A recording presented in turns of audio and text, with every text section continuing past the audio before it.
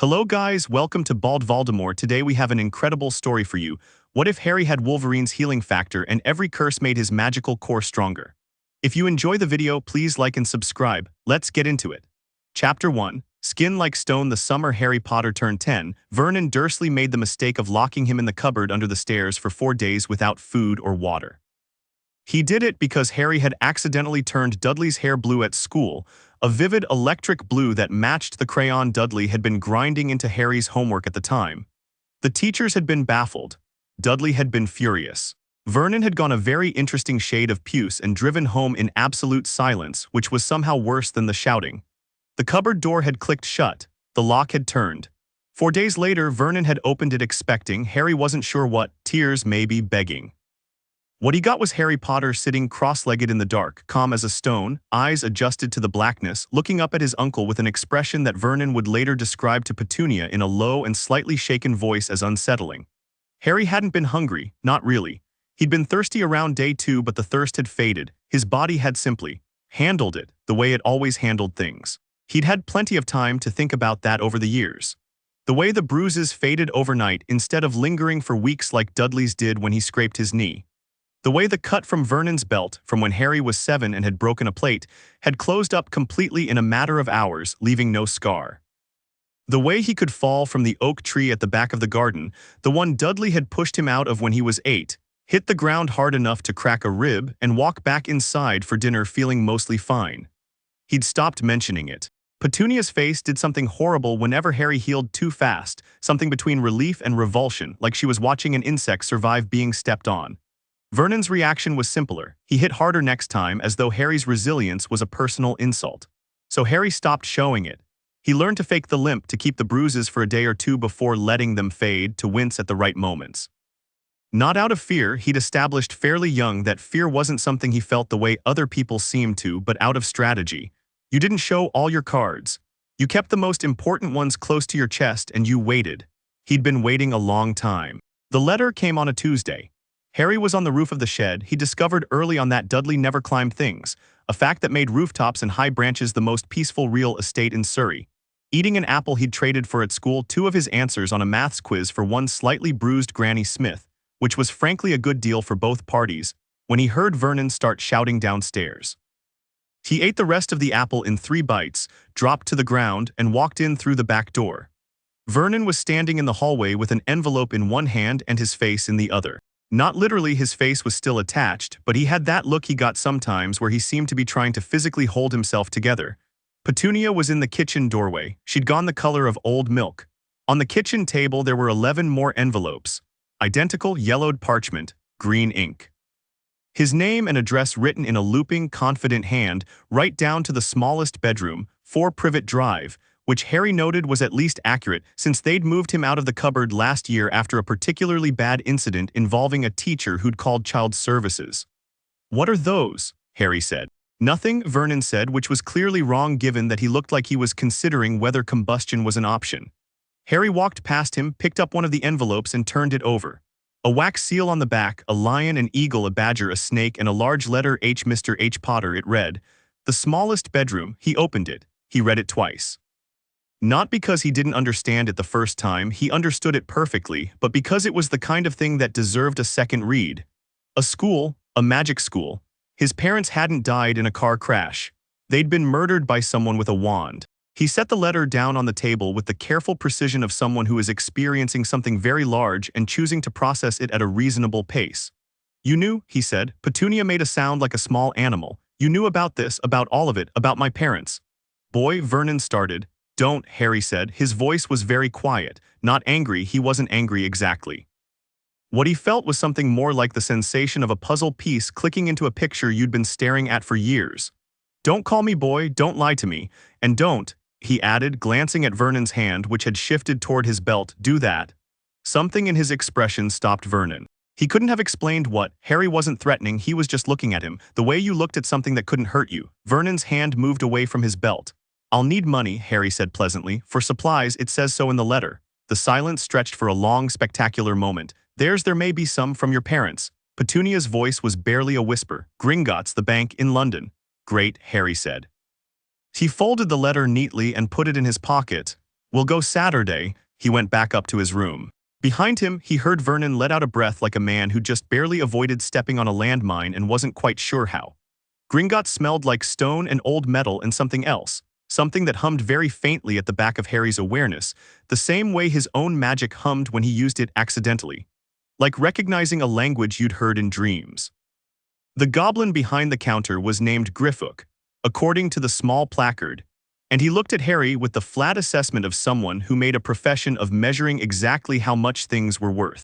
"Harry Potter," Griffook said, not as a greeting but as a statement of identification, the way you might read a label. "That's me."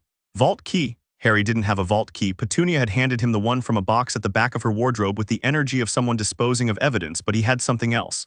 Griffook had spotted it the moment Harry walked in, the quality of his magic. Goblins felt it differently than wizards did, not as potential but as mass. Wait. The way you could tell a gold bar from a lead one not by looking but by holding.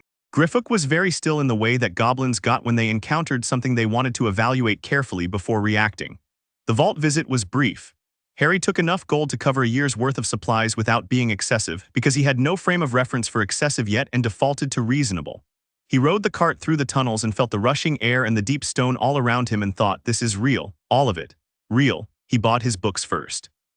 Hermione's approach, it turned out, though he didn't know her yet, start with the thing that gives you information.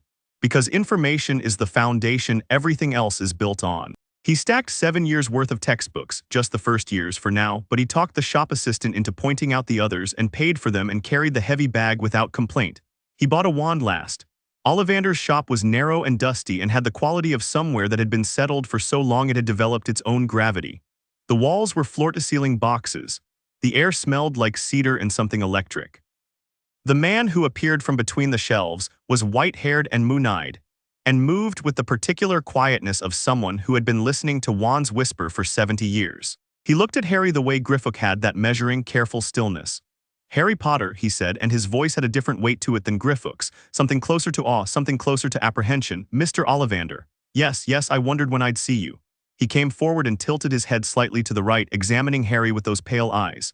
"Your mother, willow, 10¼ inches swishy, excellent for charms work. Your father, mahogany, 11 inches pliable.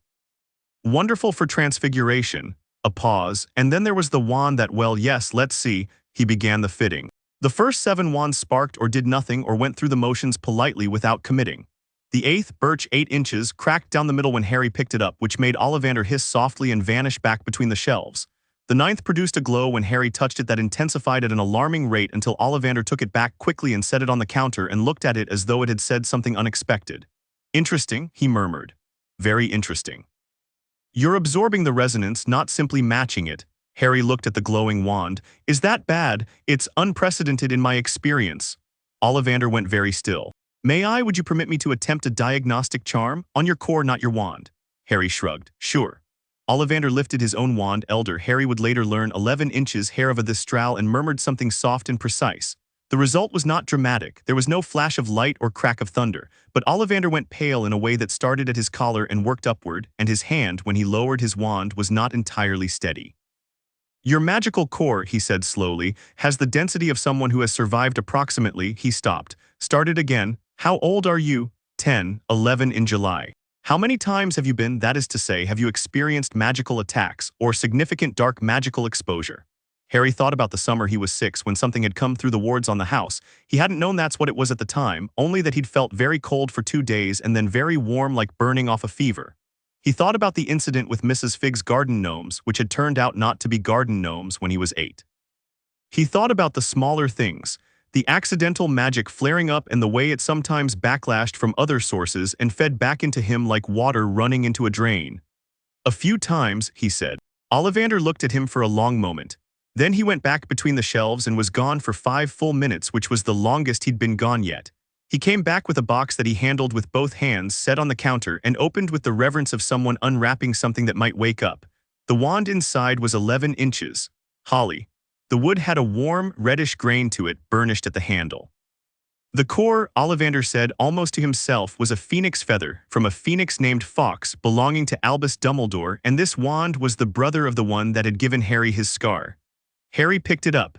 The warmth was immediate. Not just in his hand but in his chest, the same place he felt the hum of his own magic, a rush of recognition so complete it felt like exhaling after holding his breath for 10 years. The wand threw a cascade of gold and red sparks, brilliant in the dusty shop, and the air smelled briefly, sharply of cedar and lightning. Harry lowered it. The sparks faded. Yes, Ollivander said quietly. Well, I suppose that was always going to be the wand. He was looking at Harry with those pale, assessing eyes, and now the apprehension in them was less ambiguous. You understand what the brother wand means, what it implies about that night. I'll figure it out, Harry said. He paid 7 galleons, tucked the wand away, and walked out into Diagon Alley. The Hogwarts Express left from King's Cross on the 1st of September, and Harry found the platform with minimal difficulty. He'd spent the month between Diagon Alley and departure reading everything in his textbooks cover to cover and had got to the section in Hogwarts, a history that described the platform access. He pushed his trolley through the barrier, heard the train hiss and settle, smelled the steam and coal, and stepped into a world that was already full of noise and color and families pressing together. He found a compartment near the back, set his trunk in the overhead rack, sat down. The ginger-haired boy appeared at the door 5 minutes later with a smear of something on his nose and the demeanor of someone who'd already lost a perfectly good compartment to his brothers and was making the best of it. Anyone sitting here, everywhere else is full. Go ahead, Harry said. The boy dropped into the seat across from him with the practiced sprawl of someone who had grown up with 5 brothers and defended his personal space through sheer volume. Ron Weasley, he said. Harry Potter. Ron blinked, looked at Harry's forehead, looked away, looked back unable to help himself, then seemed to decide that staring at someone's scar was probably rude. Right, yeah. My brothers told me you might be on the train. He paused. Didn't know what to say to that, honestly. Most people don't, Harry said. It's fine, say nothing, talk about something else. Ron visibly relaxed. Brilliant, have you ever played Exploding Snap? Fred taught me this thing you can do with the timing. They talked for an hour. Harry found Ron's uncomplicated friendliness comfortable in a way he hadn't expected. He'd had very little practice with friendship, and he'd assumed he'd be worse at it. But Ron didn't perform around him or look at him like a curiosity. He talked about his family, his Cheshire Cat twin brothers, his sister Ginny who'd cried at the platform, his dragon-obsessed brother Charlie. He talked about Quidditch with a reverence that bordered on spiritual.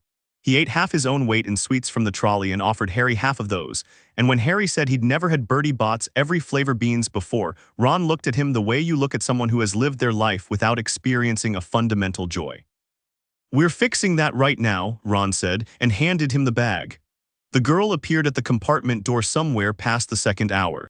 Bushy hair, bright eyes, the energy of someone who'd already reviewed every fact available about this train journey and was now collecting human data points. She looked at Ron's dirty nose. You've got something just, she gestured at her own face. Ron wiped at his nose, missed. A bit more to the left, no right. She came in, which was apparently something she'd decided while trying to direct him, and sat down with her hands folded. I'm Hermione Granger. I've read all our textbooks already. Have you? Yes, Harry said. She blinked. That had clearly been rhetorical. All of them. Standard book of spells cover to cover, plus the supplementary reading on charms theory and the history of the 4 founders. He paused. The Transfiguration text has a mistake on page 47. The formula for the switching spell is misattributed. It's Castalia's, not Chadwick's. Hermione stared at him, then reached for her bag, pulled out a beginner's guide to Transfiguration, flipped to page 47 and read it with her finger tracing the line. Her expression went through careful reevaluation, then delight. You're right. Yes, actually you're completely right. I noticed it said Chadwick and I wasn't sure. I looked it up. There's a note in the Hogwarts library catalog. 3rd floor, magical history section, Castalia's original papers. I haven't even been to the library yet. Neither have I. It was in the catalog. She looked at him for a moment with an expression that Harry would come to recognize as Hermione Granger deciding whether she liked someone. Then she looked at Ron, then back at Harry. I think, she said carefully, this is going to be a very interesting year. She'd barely finished the sentence when the compartment door opened again, less politely this time, pushed with the particular energy of someone making an entrance. 3 boys. The one in front was blonde, pale, with expensive robes and the kind of easy confidence that came from being told you were significant since birth. I heard Harry Potter was in this compartment. He looked at Harry, looked at Ron, his lip made a small contemptuous movement. Weasley, spending time with blood traitors already? Looks that way, Harry said. The blonde boy seemed slightly thrown. He'd expected either deference or intimidation, not easy agreement. He recovered quickly. I'm Draco Malfoy. You'll want to be careful who you make friends with when you get to Hogwarts. Some families are better than others. He glanced at Ron. Some considerably worse. Is that right? Harry said. Not a question, Malfoy's eyes narrowed slightly. Then he nodded to one of the boys behind him, a large one with a face that looked like it had been arranged by someone working from a description rather than a reference, and the large boy lifted his wand and fired off something that was not quite a hex but was not a hex either. A low-grade jinx that would have tangled up a first-year's shoelaces and sent them sprawling. It hit Harry in the shin. He felt it. A small burst of cold, a flicker of dark magic that tried to grip his legs and instead found his magical core reaching up to meet it like a hand catching a thrown ball. He absorbed it in about a second and a half. Not even a tingle. He looked down at his shin, looked up at Malfoy. "Anything else?" he said. The large boy stared. Malfoy's expression did something complicated, a fast, controlled recalibration that Harry recognized as intelligence operating under pressure. He was reassessing, not performing arrogance anymore, actually thinking. "We'll be seeing each other at Hogwarts, Potter," Malfoy said. "Looking forward to it," Harry said pleasantly. Malfoy held his gaze for a beat, then turned and left. The door slid shut. Ron let out a breath. "That's Crabbe the big one. Malfoys are bad news. His dad is, I gathered," Harry said. "He's interesting though." "Interesting? He's smart." He recalculated mid-sentence when things didn't go the way he expected. Harry glanced at the door. "The stupid ones don't do that. The stupid ones just try again harder. He'll be a problem worth taking seriously." Hermione was looking at him with an expression he couldn't quite read. "The jinx," she said carefully. "Crabbe hit you with a binding jinx. I watched it. It should have." "I know," Harry said. A pause. "Harry," Hermione said slowly in the tone of someone building a careful hypothesis out of observed facts, "is there something unusual about you, physically or magically?" Harry looked at her. Looked at Ron. Outside, the countryside was slipping past in the last light of the afternoon, green fields going gold, the world getting bigger as it opened up beyond the suburbs he'd grown up in. "Yes," he said. Another pause. "Are you going to tell us?" Ron asked. Harry thought about the cupboard, about the 4 days in the dark and the thirst that faded and the bone-deep certainty that whatever Vernon did he'd be fine, about Ollivander's pale face, about the way Griffook had looked at him in Gringotts, about the feel of Crabbe's jinx dissolving into him like sugar into hot water. "Eventually," he said, "when I understand it better myself." Ron nodded like that was a completely reasonable answer. Hermione looked like she was going to research him personally the moment she had access to the Hogwarts library. The train rolled on. Night came. The castle appeared out of the dark above a lake that mirrored stars, and Harry Potter saw Hogwarts for the first time and felt it in the same place he felt everything that mattered as recognition, not nostalgia, something older. Like his body knew it was home before his brain caught up. He stepped off the train into the cold night air, trunk floating behind him per Hermione's helpfully cast hovering charm, and walked toward the lake and the boats and the enormous dark shape of the school against the sky. He was ready. He'd been ready for a long time. The war that was waiting for him at the end of this road didn't know that yet. Chapter 2. The sorting of something new. The Great Hall was exactly as loud and lit and overwhelming as Harry had imagined it, which was to say it was completely unlike anything he'd been able to imagine. The ceiling opened up into a sky that wasn't a ceiling, deep violet and scattered with stars that moved the way real stars didn't, lazy and wandering and entirely unconcerned with astronomical accuracy. 4 long tables stretched the length of the hall, packed with students whose faces turned like sunflowers toward the doors as the first years filed in. Harry felt the attention like weather, a pressure front moving through the room, whispers chasing his name from table to table. He kept his eyes forward. Professor McGonagall led them down the center of the hall with the energy of a woman who had herded first-years for 30 years and had developed a brisk, no-nonsense pace that implied the universe itself would reorganize to accommodate her schedule. She was sharp-faced and precise, and when she looked at Harry she gave nothing away, which he respected. The Sorting Hat sat on a stool at the front of the hall. It was old and patched and had the general appearance of something that had been forgotten in an attic for several centuries and then remembered when it was too late to replace it. When McGonagall unrolled her scroll and called the first name, the hat opened its brim like a mouth and sang. It was a good song, actually. Harry paid attention. The hat was laying out the parameters of the system, the 4 houses and their qualities, and Harry listened the way he listened to everything important, with the part of his mind that wasn't performing attention but actually using it. Gryffindor, courage, nerve, chivalry. Hufflepuff, loyalty, hard work, patience. Ravenclaw, wit, learning, wisdom. Slytherin, ambition, cunning, resourcefulness. He was noting that these were not mutually exclusive when McGonagall called his name. The whispers went from a murmur to a roar in under a second. Harry walked up to the stool with the same steady pace he'd been using all evening. He sat down. McGonagall settled the hat on his head and the brim dropped over his eyes and the world went dark.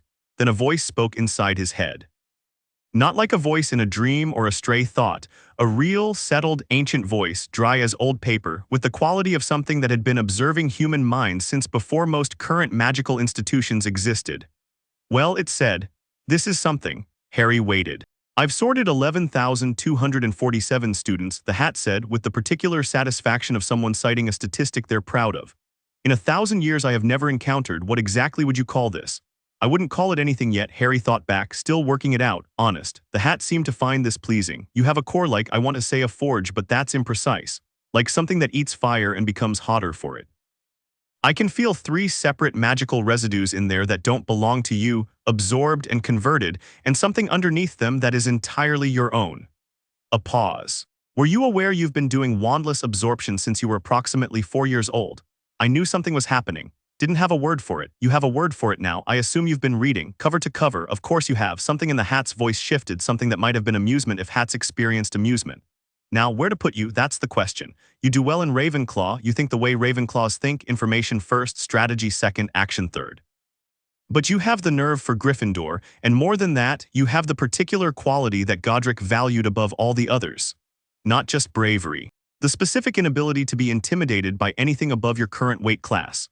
"There's no weight class I consider above me," Harry thought. "Yes," the hat said. "That's exactly what I mean." Another pause, longer this time. "There's something else. You carry darkness that's not yours, not in your character, in your core, embedded there the night you got that scar. I suspect you'll have to deal with it eventually." Harry filed that away. "Where are you putting me? Where do you want to go?" "I want to go where I'll be most useful." The hat was quiet for a moment that felt like genuine deliberation rather than performance. "Most students ask for power or belonging or safety. You ask for utility." It sounded briefly like it might be experiencing something close to fondness. "Gryffindor," it said, and then louder, "Out to the hall, Gryffindor." The Gryffindor table erupted. Harry took the hat off, handed it back to McGonagall, and walked across to the red and gold table while the applause crashed around him like surf. He found a seat, and a moment later Ron Weasley dropped down beside him with the grin of someone whose entire family had already told him exactly where he was going to be sorted, but was still pleased about it. And 20 minutes after that, Hermione Granger marched over from the stool with her chin up and her eyes bright and sat down across from them both like she'd been assigned a post she intended to hold with distinction. "Gryffindor," she said, sounding like she was still deciding whether to be surprised. "Obviously," Ron said. She gave him a look. He grinned. She tried not to smile and mostly failed. Harry ate. The food appeared from nowhere. Another thing that deserved more attention than he was currently giving it. The logistics of that. The sheer scale of the magic involved in running this place, and he ate and listened and watched and began building his map of this world from the inside. At the staff table, a man with a purple turban was watching him. Not the way the students watched him, the wide-eyed celebrity gawking that he'd already decided to ignore, but with the careful, measuring attention of someone doing an assessment. The man's expression was pleasant. His eyes were not. Professor Quirrell, Harry thought, pulling the name from the staff list in Hogwarts. A history. Defense against the dark arts. He held the man's gaze for just a second. Quirrell looked away first. The first week of classes established several things. Transfiguration with Professor McGonagall established that she was formidable, precise, and had approximately zero tolerance for students who treated her subject as supplementary. She demonstrated the match-to-needle transfiguration with the economy of movement of someone for whom it was as natural as breathing, then turned the class loose on their own attempts. Harry's needle appeared on his second try, silver bright and exactly tapered. McGonagall looked at it, then at him, and made a small note on her register with an expression that gave nothing away but somehow communicated that she was paying attention. Charms with Professor Flitwick established that the tiny professor's enthusiasm was not a performance. He genuinely loved this subject the way some people loved music or light, and his joy was infectious in a classroom context. Harry found Charms intuitive in a way that felt related to his core. The magic moved the way he told it to, cleanly and without the resistance that some of his classmates seemed to struggle against. When Flitwick demonstrated the levitation charm and released the class to practice, Harry had his feather airborne in 4 attempts. Hermione had hers up in 3. They looked at each other across the table with the mutual recognition of people who have found someone operating at a compatible level. Ron got his feather on the 7th try and celebrated with the enthusiasm of someone who'd expected to need 20. Defense against the dark arts with Quirrell established that the man was either deeply anxious or performing deep anxiety with considerable commitment. He talked in a whisper.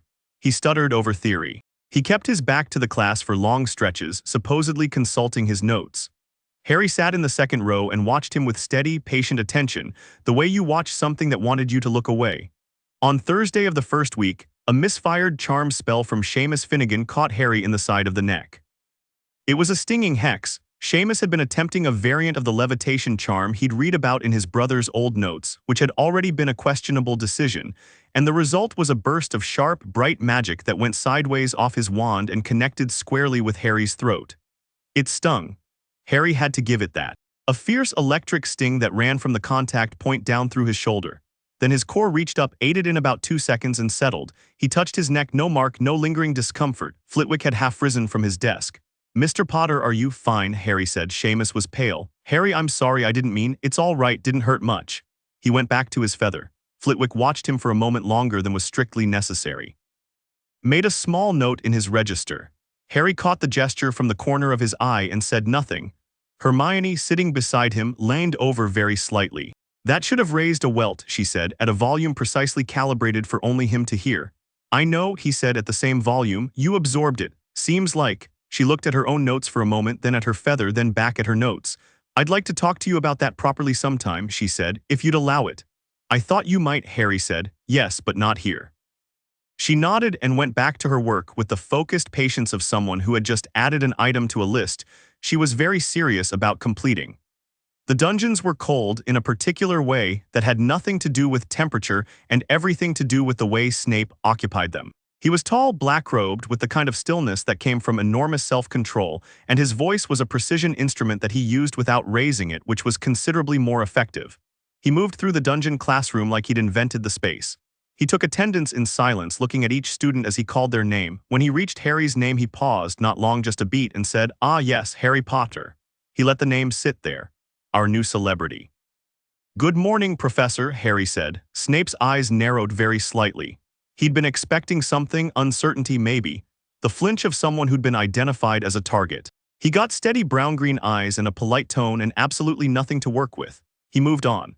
The potions lesson itself was a masterclass in deliberate intimidation, Snape firing questions at students who hadn't had time to read ahead, watching them flounder, turning the classroom's discomfort into a teaching tool.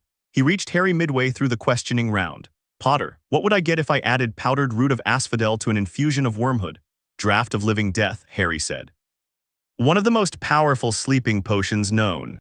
Asphodel belongs to the lily family. Interesting that it's combined with wormhood, given that wormhood's historical association is with bitterness and grief. The potion's effect is essentially that consciousness goes, but something underneath it persists. The dreamer isn't quite dead and isn't quite alive." A beat. Snape looked at him. "And where, Mr. Potter, would I look if I wanted to find a bezoar?" "Stomach of a goat. Acts as an antidote to most poisons.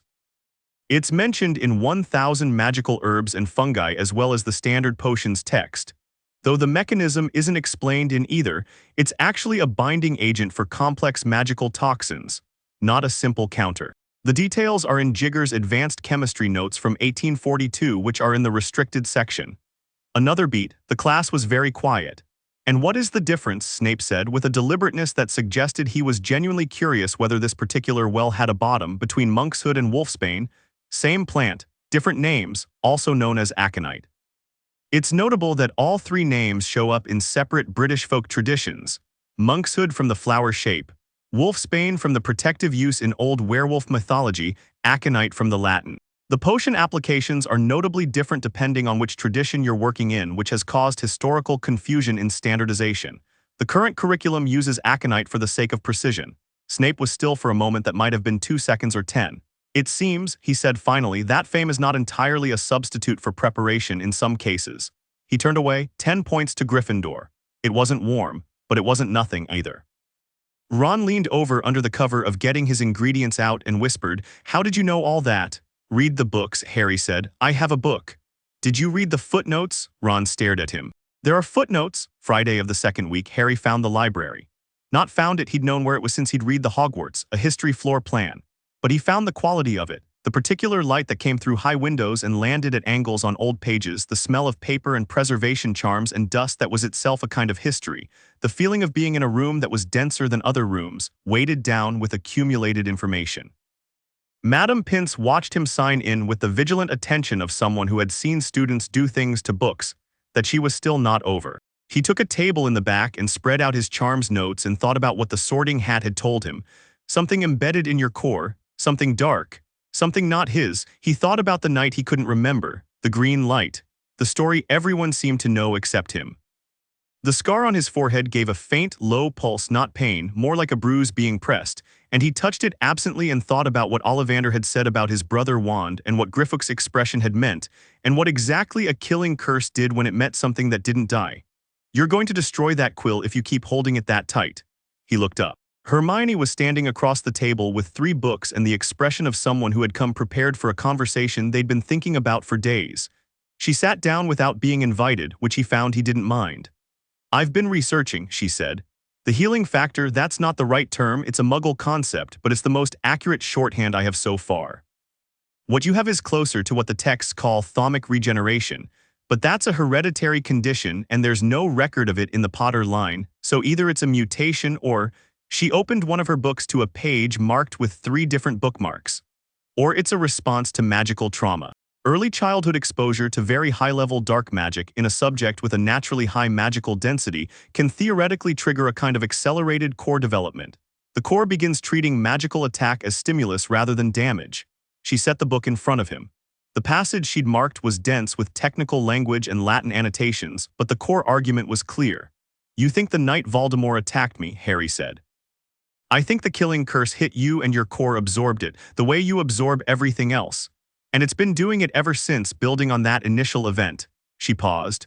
The scar isn't a wound, it's more like a channel. A scar left by an absorption event of massive power. Harry read the passage, read it again, set the book down. The hat said the same thing, different words. He looked at her. It said there was something dark in my core that wasn't mine. Hermione's expression went very carefully neutral. A fragment, possibly, she hesitated. Harry, have you ever heard of a Horcrux? The word sat in the library air between them and felt wrong, the kind of wrong that had weight to it, like a stone in the bottom of a clear pool. No, he said. She reached for the second book. I think you need to. They were in the library for 3 hours. At the end of it, Harry sat back in his chair and looked at the ceiling and processed what she'd told him, what she'd found in restricted and semi-restricted sources, piecing together a theory that a 12-year-old had no business being able to construct, and which was almost certainly correct. Voldemort had split his soul. A piece of it had been driven into Harry that night by the rebounding curse. It had been sitting in his core for a decade, slowly being assimilated, slowly being eaten by the same process that ate everything else Harry absorbed. I'm digesting a piece of his soul, Harry said. It seems that way, Hermione said. How long until it's gone? I don't know. I don't think anyone's ever done this before. She paused. It might not be, it might be adding to you rather than being eliminated. You might be absorbing the magical properties of a soul fragment. Harry thought about that, about what a fragment of Voldemort's soul might carry, the magic, the memory, the sheer accumulated power of a wizard who had spent 50 years pursuing immortality. All right, he said. Hermione blinked. All right, that's Harry, that's useful information. I needed it. Now I have it. He stood up, gathered his notes. Thank you, seriously, that was excellent work. She looked at him for a moment like she was trying to figure out whether to be alarmed or impressed and had landed somewhere between the two. You're very strange, she said. I know, he said. Coming to dinner, the troll appeared on Halloween.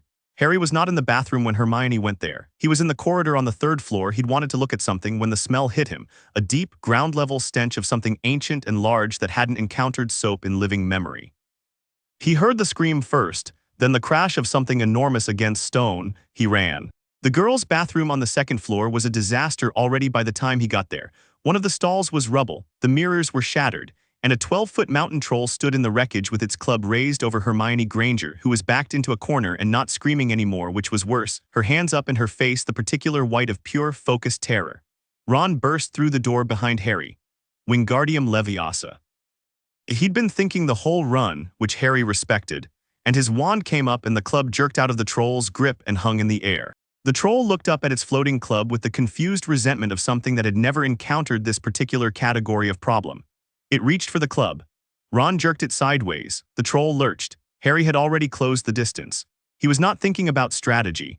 He was not afraid of a 12-foot troll the way he was not afraid of Vernon's belt or Crabbe's jinx or the cold feeling of dark magic trying to grip him and failing. He grabbed the troll's raised arm. The skin was like rough warm stone, enormous, and drove his elbow into the joint at the back of the creature's knee with the focused force of someone who had spent 10 years getting hurt and noting exactly what hurt and what didn't. The troll's knee buckled. It went down with a crash that shook dust from the ceiling. Harry was already moving, around and up, and he grabbed a broken pipe from the wall, water spraying cold across his forearms, and swung it into the side of the troll's head with a sound like a church bell being hit with a hammer. The troll sat down very hard. Harry stood over it, breathing. The pipe was dented. The troll was not unconscious, but it was profoundly confused, eyes rolling, the fight entirely gone out of it. It made a low, aggrieved noise that sounded almost like complaint. Ron was staring at him. Hermione had gotten up from the corner. Her face was still white, but her eyes were very bright. "I had a plan," Ron said. His voice was slightly strangled.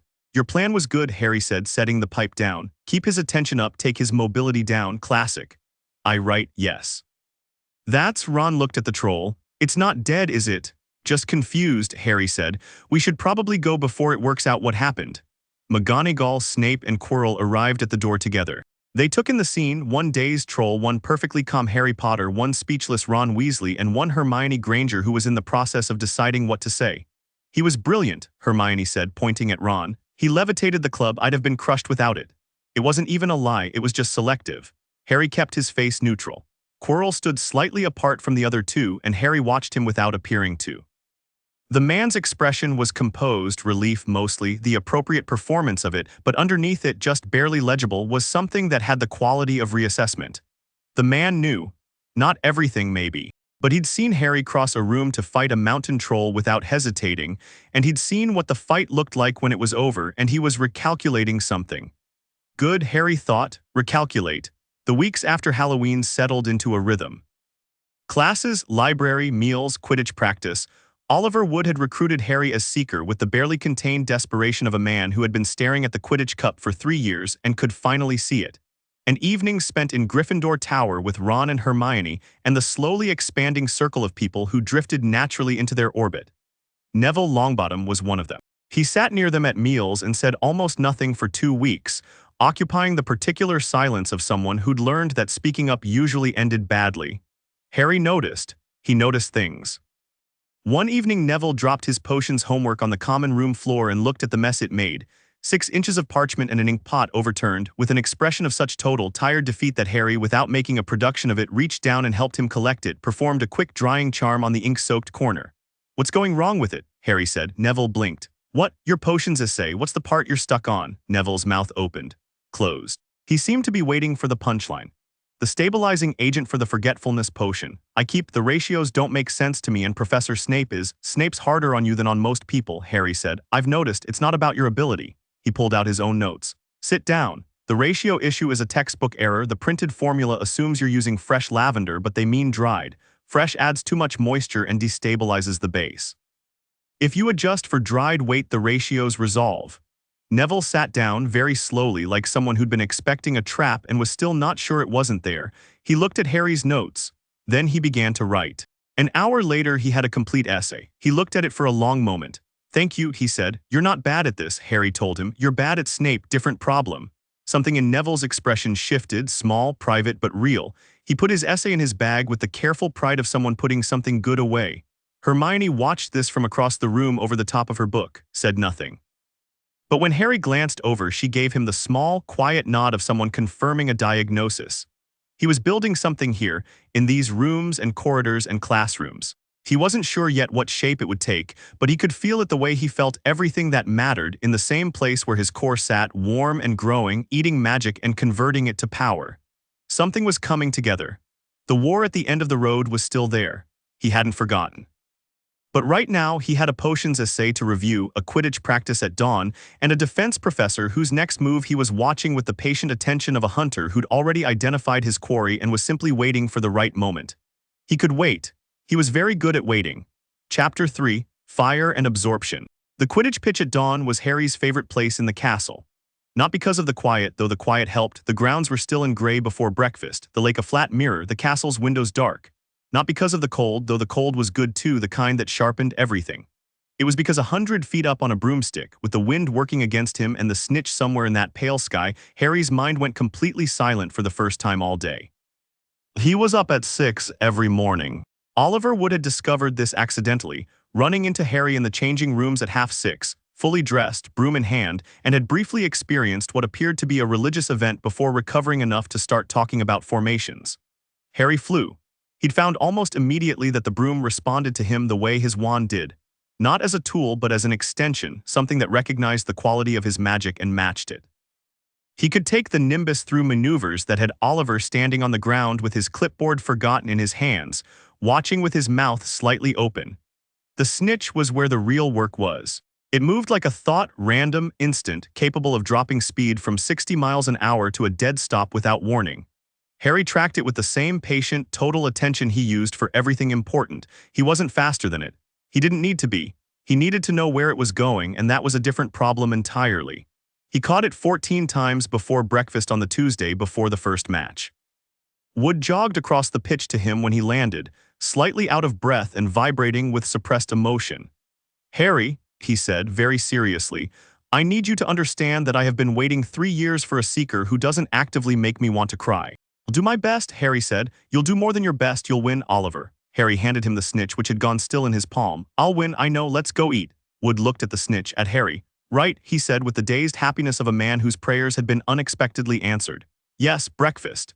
The morning of the Slytherin match, Hermione appeared at Harry's shoulder in the corridor outside the changing rooms and handed him a piece of parchment folded in thirds. "What's this?" He said. "Notes," she said. "I've been watching the Slytherin team in practice from the stands. I borrowed Fred's omnioculars. Does Fred know you borrowed them?" "I left a note," she pointed at the parchment.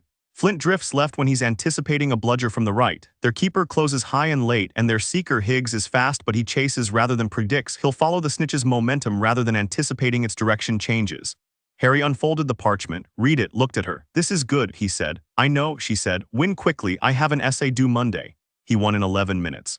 Not because the match was easy, Slytherin played with the kind of physical aggression that made it clear at least 2 of their players considered the rule against intentional harm a suggestion. But because Harry had absorbed Hermione's notes and overlaid them on his read of the pitch and Higgs's positioning, and when the snitch appeared, ghosting along the lower edge of the Slytherin goalposts, Harry was already moving. Higgs saw it at the same moment. They converged. Higgs was faster than Harry in raw speed. He closed the distance first, hand outstretched. Harry changed angles, not chasing the snitch, cutting across Higgs's line, forcing him to either pull up or collide. Higgs pulled up. Harry came in from below where the snitch had dropped when Higgs's movement disturbed the air and closed his fingers around warm, fluttering gold. The stands erupted. Harry landed in the middle of the pitch and felt the wave of noise wash over him, Gryffindor crimson in the stands like a fire, and stood there for a moment with the snitch still beating against his palm and thought, "Good." Then someone in the stands screamed. Not celebration, fear. He looked up and saw his broom. It was moving wrong. Not the wind, brooms in wind drifted and swayed, but this was sharp, controlled, specific. The nimbus bucking under him like something was gripping it and wrenching. He'd still been in the air when he'd caught the snitch. He'd landed immediately after. But the broom was doing it again now. He felt it, a kind of sympathetic vibration through the handle he still held, the magic in the wood pulling sideways. He looked at the staff table. Snape was there, eyes fixed on the broom, lips moving. Standard counterjinx posture, but Harry had already scanned past him. Quirrell. The man was 10 yards further along the staff seats, his own gaze on Harry's broom, and the quality of his attention was wrong in the way it had been wrong since the first day of defense class. Not fear, not surprise, direction. He was directing something. Harry held his broom in his hand and let his awareness extend along the handle, feeling the dark magic that was working at the wood like a slow drain. His core reached for it. It wasn't instant, the jinx was sophisticated, continuous, requiring maintenance, but the absorption started immediately, a warm, pulling draw that climbed from the broom through his hand and up his arm. He felt it enter his core the way you felt a hot drink settle in your chest, spreading, integrating, becoming part of the whole. The broom stopped moving. He stood on the pitch and let it happen, let the full current of Quirrell's jinx flow into him for 4 uninterrupted seconds, and felt his core expand the way it always did, a deepening warmth, a density that hadn't been there before. Quirrell's gaze snapped to him. The moment of recognition was visible from 20 yards. The man's carefully composed face went blank for just a second, then rebuilt itself. Harry looked at him across the pitch with an expression that communicated as clearly as expression could. "I know, I have known, your move." Then he walked off to the changing rooms. Ron was waiting outside the Great Hall after dinner that night, leaning against the wall with his arms crossed, which meant he'd been thinking about something and had reached a conclusion he wanted to voice. Quirrell, he said when Harry got close enough. Harry raised an eyebrow. I was watching him during the match. His lips were moving and Snape was doing the counter and that's what everyone says, but Ron's face was doing the thing where he was working something out and keeping pace with himself barely. Snape was fixing it, Quirrell was causing it, and you just stood there. I needed to get a good look at what he was doing, Harry said. You were absorbing it. Yes. Ron pushed off the wall. Harry, he was trying to kill you. He was trying to unseat me, different objective. Harry started walking toward the portrait hole. If he wanted me dead, he'd have done something during the match when the crowd wasn't watching. The broom was a test, seeing what I'd do, whether I'd lose control, panic, whether the famous Harry Potter could be rattled. And now he knows I can't. Ron was quiet for a moment, walking beside him. What is he said, Quirrell. What's actually going on with him? Harry thought about the night in the forest 3 weeks ago. He'd followed a strange trail of magical residue into the forbidden forest on a Care of Magical Creatures walk, and found a patch of ground where something had happened, something dark and significant, a drained quality to the area that resonated with the same signature as the dark fragment in his own core. He thought about what Hermione had found in the library, the soul fragment, the connection. I think he's the host, Harry said. Ron stopped walking. You mean something that needs a body to act in the world, something that doesn't have one of its own anymore? Harry glanced at him. I think Voldemort is hiding in Quirrell, has been since he came back from wherever he went after my parents. The color had left Ron's face, but he was keeping up. Harry appreciated that about him. He processed things fast when he was paying attention, and he was always paying attention to things that mattered to people he cared about. Right, Ron said in the careful voice of someone reorganizing their understanding of a situation. And he knows you know. He suspects I know something. He's not sure how much. Harry resumed walking. For now that's fine, I want him uncertain. Uncertain people make mistakes.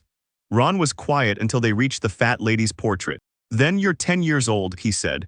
11, Harry said. Birthday was in July. Ron looked at him. That doesn't make it less terrifying.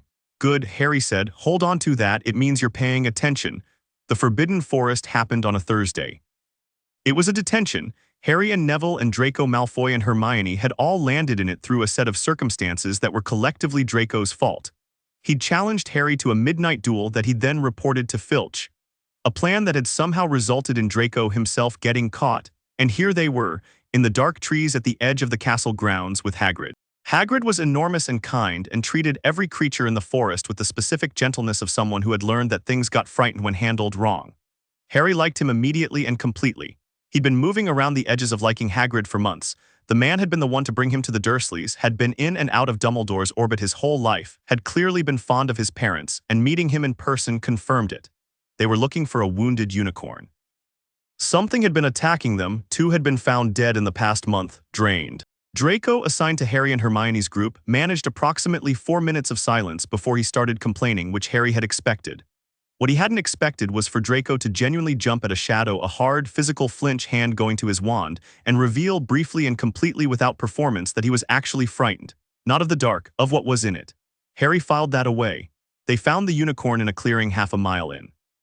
It was dying, barely, its silver blood pooling on the black ground, light going out of it in slow pulses. Crouching over it was a figure that had no body in the conventional sense. It moved wrong. It wore robes, but they were empty at the center, filled with something that had no form, and when it looked up at them, its face was less a face than an impression of one, pale and dark-eyed and radiating cold. Draco bolted. Harry did not. He stood at the edge of the clearing and looked at the hooded figure and felt the dark magic coming off it in waves, not aimed, just radiating, the ambient corruption of something that had hollowed itself out too many times trying to live forever. He felt his core respond, the pull, the intake, that deep warmth spreading through his chest. The figure turned to face him fully, and Harry felt the scar on his forehead go not painful but resonant, a vibration like 2 notes of the same chord played in different octaves. The fragment of soul in his core recognized the rest of itself. Voldemort looked at him through Quirrell's borrowed shade and said nothing. Harry looked back. You're weaker than I expected, Harry said, not provocative, observational, the genuine readout of what he was sensing. You've used unicorn blood to stay alive, which means you don't have another way. Which means whatever you've been trying to get to in the castle, you haven't gotten to it yet. A long silence. Wind moved through the trees. You are remarkable, said a voice that was Quirrell's voice and wasn't, a second voice beneath it, soft and cold as deep water. I've been watching you since September, Harry, wondering what you are. A problem, Harry said. That word, the voice said, implies I am trying to solve something and have not yet managed, an optimistic framing. Is it wrong? Another silence. Then something that might have been amusement in the way a glacier might find something amusing. The stone, Voldemort said. The Philosopher's Stone, which Dumbledore so carefully hid in this castle, you know about it. I figured it out, Harry said. You need it because unicorn blood is a stopgap. Flammel Stone gives you true restoration, a body power permanence. He paused. You're not going to get it. You intend to stop me.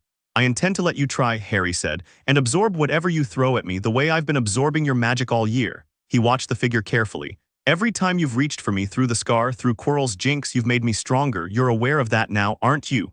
The silence this time was different, heavier. You carry a piece of me, the voice said, and it was soft now, something complicated in it. I can feel it. It's almost gone, Harry said. I've been digesting it. The figure was absolutely still. I'm going to come for the stone when you do, Harry said. Be ready. He turned and walked back out of the clearing, unhurried, listening to the forest sounds around him.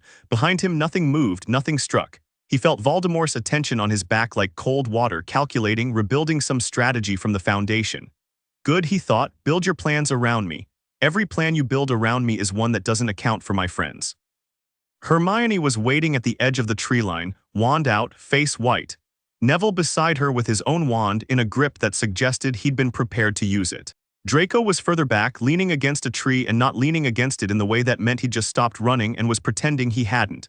Harry, Hermione said. What happened? We heard Voldemort, Harry said. Neville made a sound. He's in the forest drinking unicorn blood and planning to steal the Philosopher's Stone from the castle. He looked at all three of them. We need to start preparing. Draco said very quietly, you just walked up to Voldemort and told him to be ready for you. Yes, Harry said. Draco stared at him. The arrogance had gone off him like heat off a cooling pan. What was underneath it was not what Harry had expected. Not cowardice. Something more complex than that, a kind of desperate private calculation. You're insane, Draco said. Possibly, Harry said. Are you going to tell Daddy about this? A long pause. Something worked itself out in Draco's expression, something difficult and private, and he looked away. No, he said finally, quietly, I'm not. Harry looked at him for a moment. Good, he said, and meant it more than Draco could know. The surge happened at the end of May. It was Hermione who noticed it first. She noticed almost everything first, during a study session in the library 3 days before exams. Harry was running a basic diagnostic charm on his own core, something she'd taught him from a 6th-year charms text, and the result made her set down her quill and stare. Your core density is at the level of an average fully trained adult wizard, she said. I know, Harry said. He'd run the diagnostic twice. Harry, you're 11. I know. The standard density for a first-year student is a quarter of that, roughly. I've read the same text you have. He looked at the result. It's been accelerating. The rate of absorption has been going up since the forest. Since you stood in front of Voldemort and let him irradiate you, Hermione said, in the tone she used when she was saying something terrifying in a clinically neutral voice. He wasn't trying to attack me, he was assessing me, but the ambient magic from an entity like that, Harry gestured. My core pulled it in anyway, passively. Hermione picked up her quill, set it down again. The soul fragment, she said. How much of it is left? Harry considered. Checked the same way you checked whether a noise you heard from the next room had stopped. Very little, he said. Traces. When it's fully gone, I don't know what happens then, neither do you. He looked at her. I might get stronger, I might get weaker, I might get an actual good night's sleep for the first time, which would be novel. Her mouth twitched. The magical properties of the soul fragment might have been integrated into your core rather than Hermione. Which would mean you've essentially absorbed a significant portion of Voldemort's own magical signature. Hermione, she stopped. I know all of this, he said gently. You know I know, what are you actually worried about? She looked at her notes for a moment. The library was quiet around them, afternoon light going amber through the high windows. What if absorbing his magic changes you, she said. Not your power, you. Harry was quiet for a moment. It won't, he said. You can't know, I can tell you what I know, he said.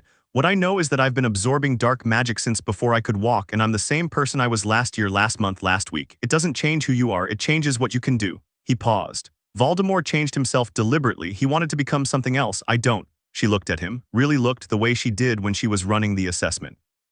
Okay, she said, I believe you. She picked up her quill. But I'm monitoring it, she said. Monthly diagnostics, non-negotiable. Obviously, he said, and went back to his transfiguration revision. Outside the library windows, the grounds lay green and gold in the late May sunshine, and somewhere below the trapdoor on the third-floor corridor, a Cerberus named Fluffy guarded a chamber that held the most powerful magical artifact in Europe, and something that wanted it very badly was running out of time. Harry turned a page. He was ready. Chapter 4. The mirror doesn't lie. The thing about knowing something is coming is that it sharpens the waiting into something almost unbearable. Not with fear, but with readiness. Harry had been coiled since the forest, since the clearing where Voldemort had looked at him through borrowed shadow and done that complicated calculation behind its cold eyes. He'd felt it, the shift in strategy, the recalibration. Whatever Voldemort was planning, he was planning it faster now. So Harry planned faster too. The three of them were in the far corner of the common room on the 1st of June, the fire burned down to embers, the rest of Gryffindor Tower long asleep. Hermione had a map of the third-floor corridor drawn from memory spread between them. She'd visited it twice, making careful notes, though she'd had the sense not to go past the door. Ron had his chess board out, which wasn't decoration. He'd been using it for 2 weeks to model the logic puzzle McGonagall had set in the stone's defenses, and his understanding of it was better than either of theirs by a significant margin. 7 chambers, Hermione said, touching each mark on the map. Hagrid told Harry about Fluffy the three-headed dog, Devil's Snare below, flying keys, McGonagall's chess set, a logic puzzle, Snape's I think, a troll, she paused, and the mirror. What mirror? Ron said. The mirror of Arist. Dumbledore moved it specifically for this, it's the final protection. The enchantment shows you what you most desire, and the stone only appears to someone who wants to find it but not to use it. She looked at Harry. For most people that's theoretically perfect protection. If you want to use the stone you see yourself using it but the stone never actually appears. And Quirrell wants to use it, Ron said, which means he can't get the stone from the mirror. Hermione sat back. He'll be stuck at the final chamber, maybe for a while. Unless he figures it out, Harry said. How would he? He has Voldemort in his head. Voldemort has had 70 years to think about how to get around anything. He looked at the map. We can't assume the mirror stops him permanently. We have to assume it delays him and move accordingly. Ron pushed a pawn forward on his chessboard without looking at it, the way he did when he was thinking through something else entirely. When are you going in? Tonight, Harry said. Ron and Hermione looked at him. Exams finish tomorrow, Harry said. The teachers are distracted. Dumbledore just left. McGonagall announced it at dinner. He's gone to London, which means someone tipped him off that something was happening in London, which means that tip was a misdirection, which means Quirrell is moving tonight. He paused. He's been watching the same calendar I have. Hermione closed the map with precise, controlled movements. Right, she said. Fine, we're going with you. No, Harry, her voice was very level. Don't, he looked at her. Don't do the thing, she said, where you decide we're better off safe and go alone because it's noble and also because some part of you doesn't think you need backup. Both of those things might even be true. Go alone anyway. She met his eyes. We're your friends, this is ours too. Harry looked at Ron. Ron shrugged. What she said. Also, I'm the only one who can get us through McGonagall's chess set without losing 2 people, so you literally need me. Harry was quiet for a moment. Fine, he said. But you do what I say when I say it. Within reason, Hermione said. That's a yes, Ron said. They went at midnight under the invisibility cloak, a tight fit for 3 but manageable if no one breathed enthusiastically. The corridors were dark and still, the castle in that deep night quiet that felt different from daytime quiet, more genuine, like the building itself was resting. The third-floor corridor smelled of old stone and something else, something animal and warm. The door at the end stood slightly open. Harry pushed it. Fluffy was asleep. All 3 heads, massive and slow-breathing, arranged in the unself-conscious sprawl of something too large to be worried about comfort. A small enchanted harp sat on the floor near the trapdoor, still playing something that might have been a lullaby if lullabies were written for creatures with 3 nervous systems to sedate. The trapdoor was already open. He's already in, Harry said. Hermione looked at the harp. Should we leave it? If it stops playing, he wakes up and we have a different problem. Harry knelt at the trapdoor edge and looked down into dark. I'll go first. He dropped. The fall was maybe 20 feet and it landed him in something soft and vast and immediately coiling. The Devil's Snare. Enormous and black-green in the darkness, already in motion before he'd finished landing. He felt it wrap his wrists and ankles with the purposeful grip of something that had been trained by a long time underground to pull toward the dark. It pulled. Harry let it. He lay still and felt the plant tighten and kept his breathing even and felt nothing resembling panic. You couldn't panic about things that couldn't hurt you, and being pulled into the earth was something he could reverse, and waited 3 full seconds before his core pushed back. Not a spell, just force. The same warm, spreading pressure that absorbed magic turned outward here, pushing against the plant's grip with something that was less magic than will, the application of an enormously dense magical field against something that had no way to process it. The Devil's Snare recoiled. Not quickly, it was a plant, it processed the world at plant speed, but definitely. His wrists came free. His ankles came free. He rolled sideways and stood. Ron and Hermione landed behind him. Hermione had already lit her wand before she hit the ground. Lumos solemn, a blast of white sunlight that sent the Devil's Snare writhing back into the walls. They moved. The key chamber was enormous and full of the sound of wings, hundreds of winged keys in the dark, catching Hermione's wandlight as they banked and turned, a living, fluttering chaos of them. A row of broomsticks stood against the far wall. The door at the other end had a lock but no conventional key in it. One of these is the right key, Hermione said, already scanning. Old-fashioned, probably silver, Harry had taken a broom and was in the air before she finished. He didn't need to look for long. He'd developed the skill watching the snitch, the specific visual processing of tracking one thing through chaotic motion. He saw the silver key in 4 seconds. It had a bent left wing, moving with the slightly ungainly flight of something that had been caught before. He cut across the chamber, angled down, and closed his fingers around it on the first pass. Hermione unlocked the door in the same motion. Clean. The chest chamber hit them like a wall of cold, open air. It was vast, the ceiling lost in dark, the floor a black and white chessboard of massive squares, each piece standing as tall as a man. The white pieces already in position, the black pieces on the other side still. Ron walked to the edge of the board and studied it. Harry stood beside him. The boy's face had gone very still, the same stillness he got when he was 3 moves into a game he could see to the end of. He tilted his head, tilted it the other way. If we're playing through, Ron said quietly, and we need to get all 3 of us to the other side, we lose 1 piece, that's the best case. Lose how? Harry said. Ron looked at the nearest knight, twice his own height in black stone. They played a capture, the capturing piece, it doesn't pull punches. So someone takes a hit, Harry said. Someone takes a hit, Ron agreed, a silence. Me, Harry said.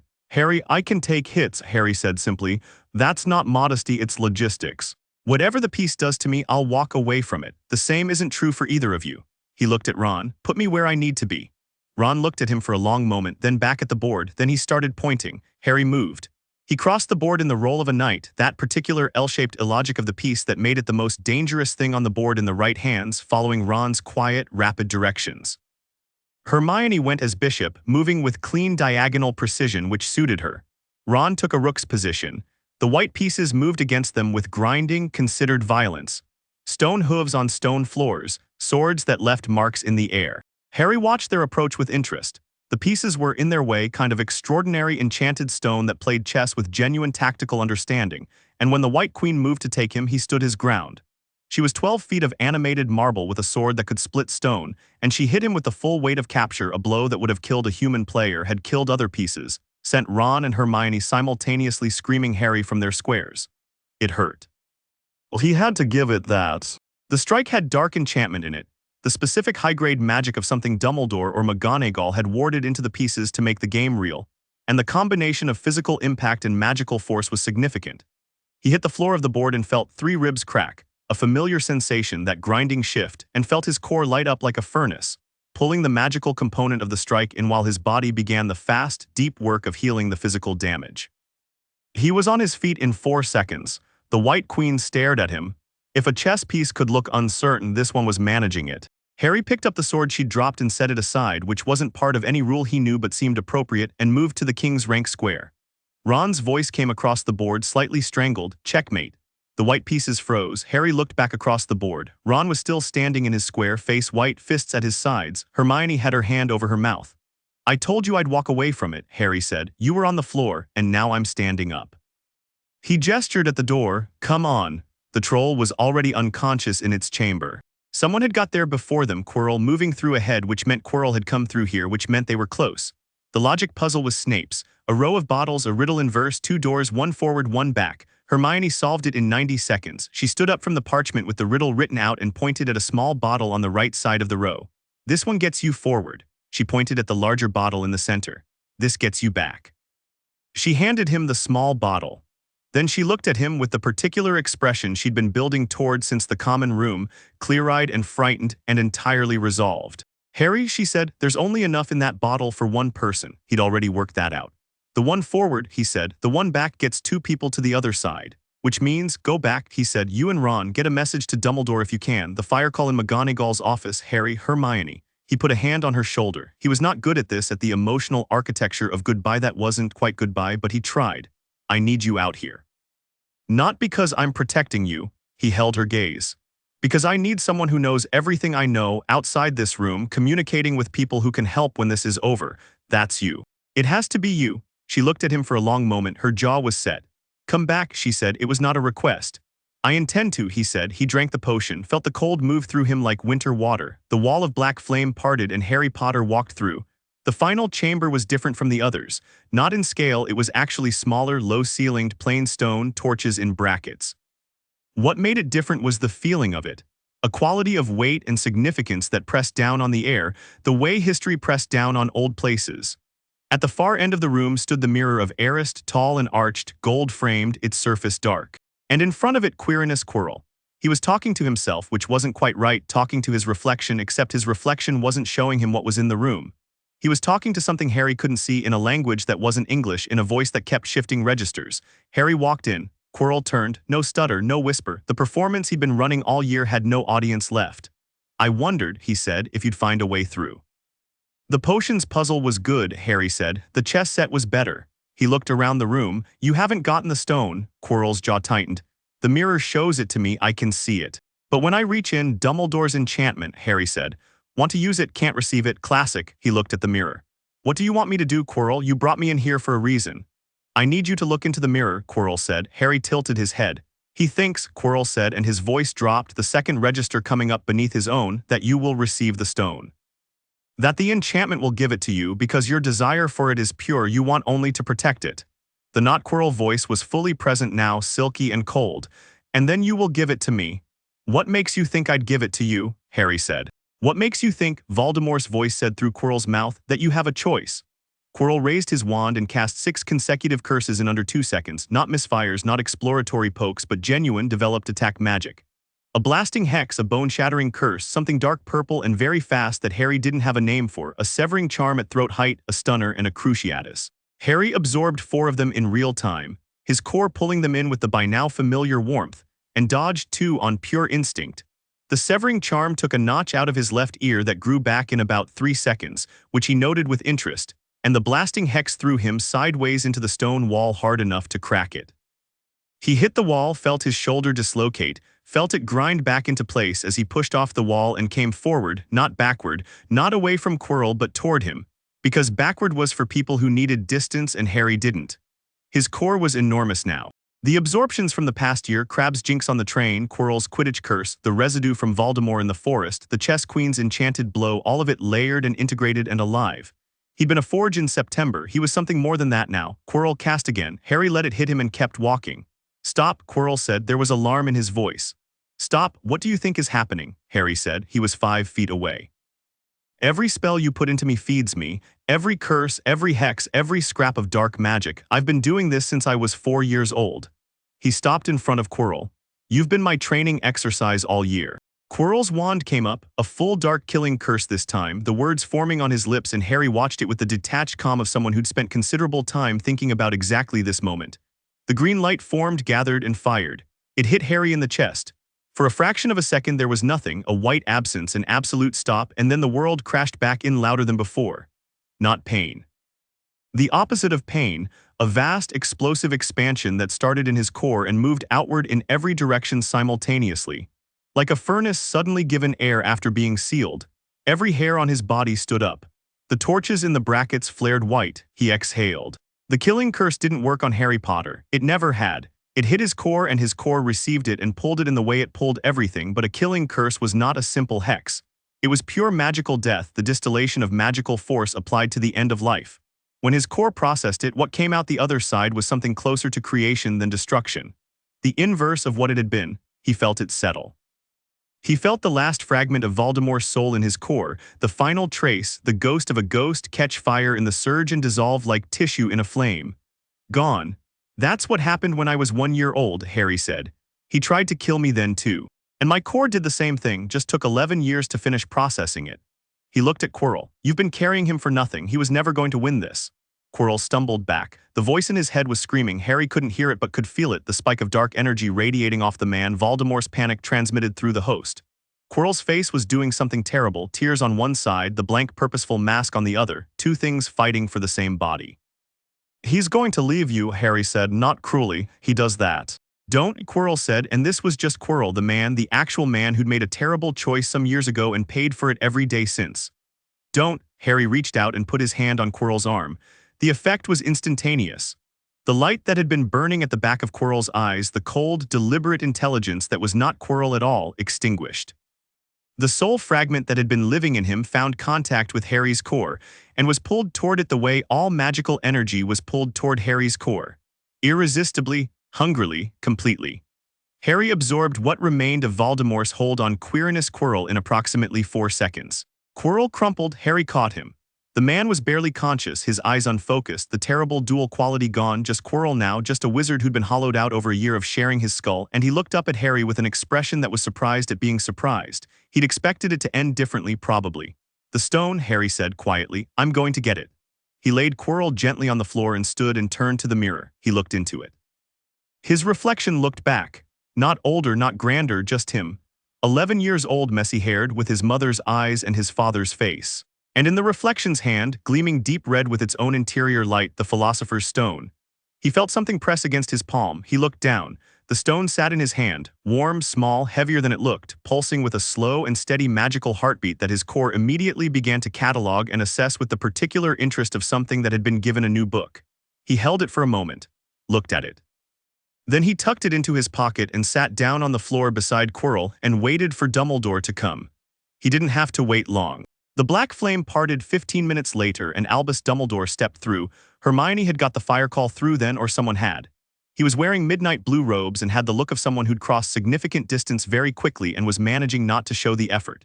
He took in the scene, Quirrell on the floor, Harry sitting beside him, the mirror undisturbed, the torches still burning white at the brackets where Harry's surge had left them. He looked at Harry for a long moment. "The stone," he said. Harry took it from his pocket and held it out. Dumbledore crossed the room and took it from him with both hands, and his expression did something Harry hadn't seen it do before. Relief, genuine and unguarded, the relief of a very old man who'd been carrying a very large weight and had just briefly set it down. "Are you hurt?" Dumbledore said. "I was," Harry said. "I'm not anymore." Dumbledore looked at Quirrell. Something complicated moved across the old man's face. "He's alive," Harry said. "Voldemort left him. Might make a full recovery if he gets help fast." Dumbledore looked up. "You drove Voldemort out." "I absorbed what was left of his hold on Quirrell." "Yes." Another pause. Dumbledore's blue eyes were doing the thing Harry had read about, the thing that people described as twinkling, but which was really just intense intelligence working very fast behind very practiced calm.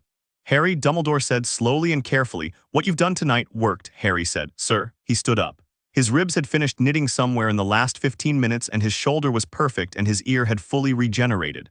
"I'd like to go back to the dormitory." "Exams tomorrow." Dumbledore blinked.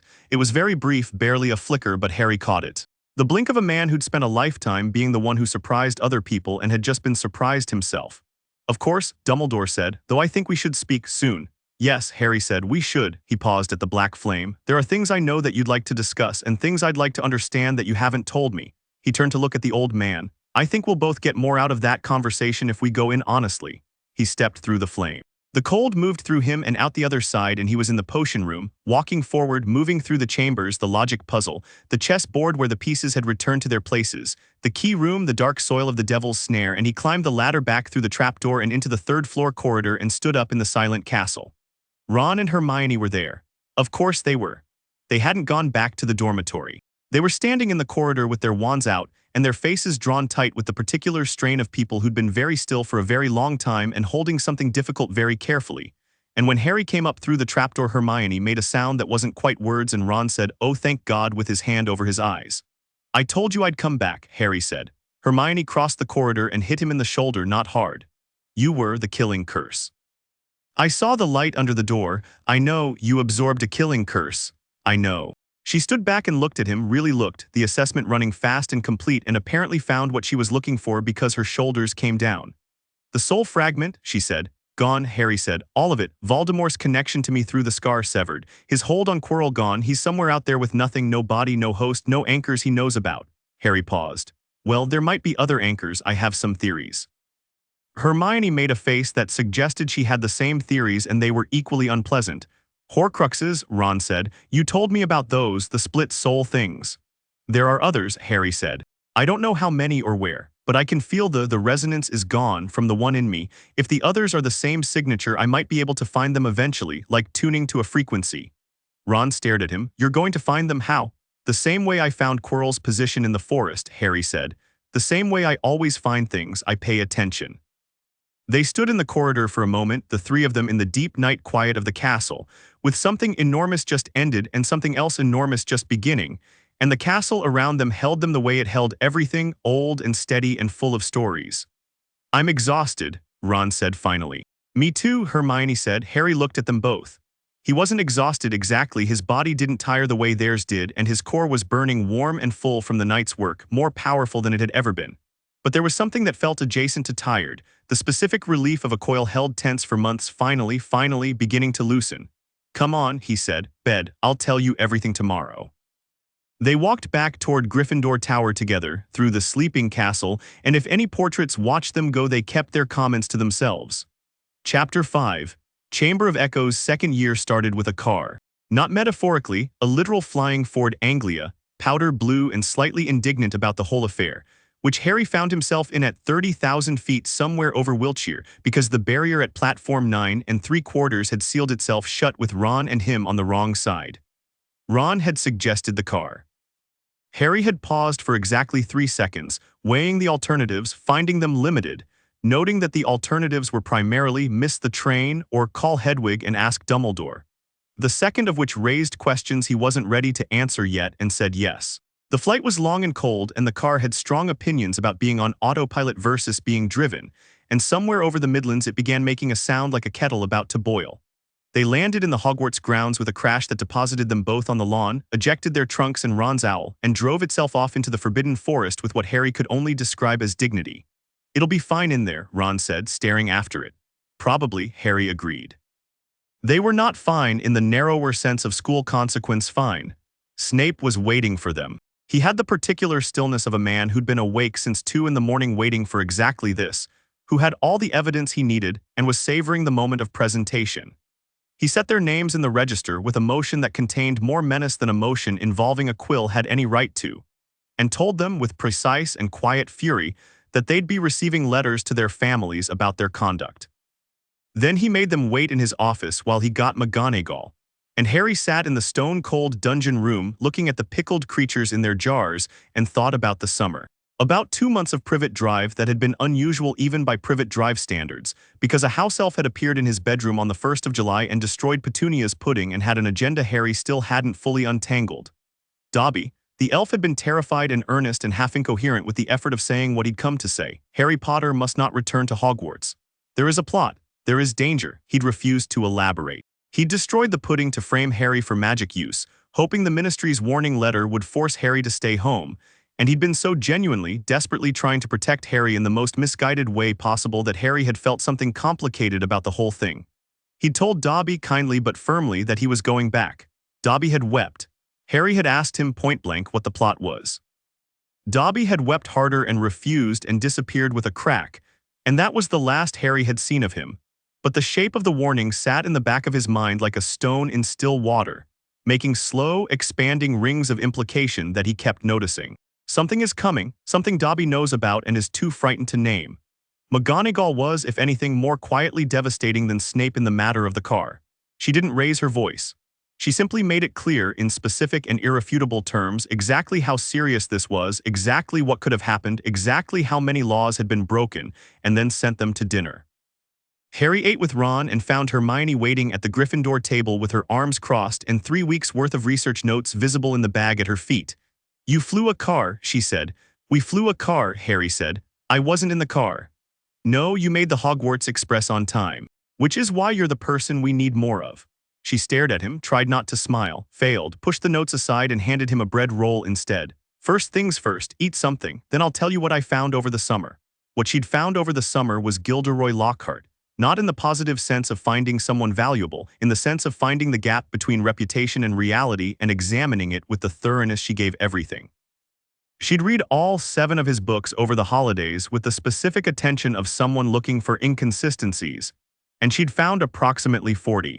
His accounts of his own feats don't match the timing of reported incidents in the regions where they supposedly occurred, she said, keeping her voice low in the library 2 days into term. The Wagga Wagga werewolf incident he describes in Wanderings with Werewolves took place in 1984. He was at Hogwarts in 1984 for his 7th year. She spread a page of notes across the table. His signature spells in every book are memory charms, every single one. He wipes people's memories, Harry said, takes the credit for what they actually did.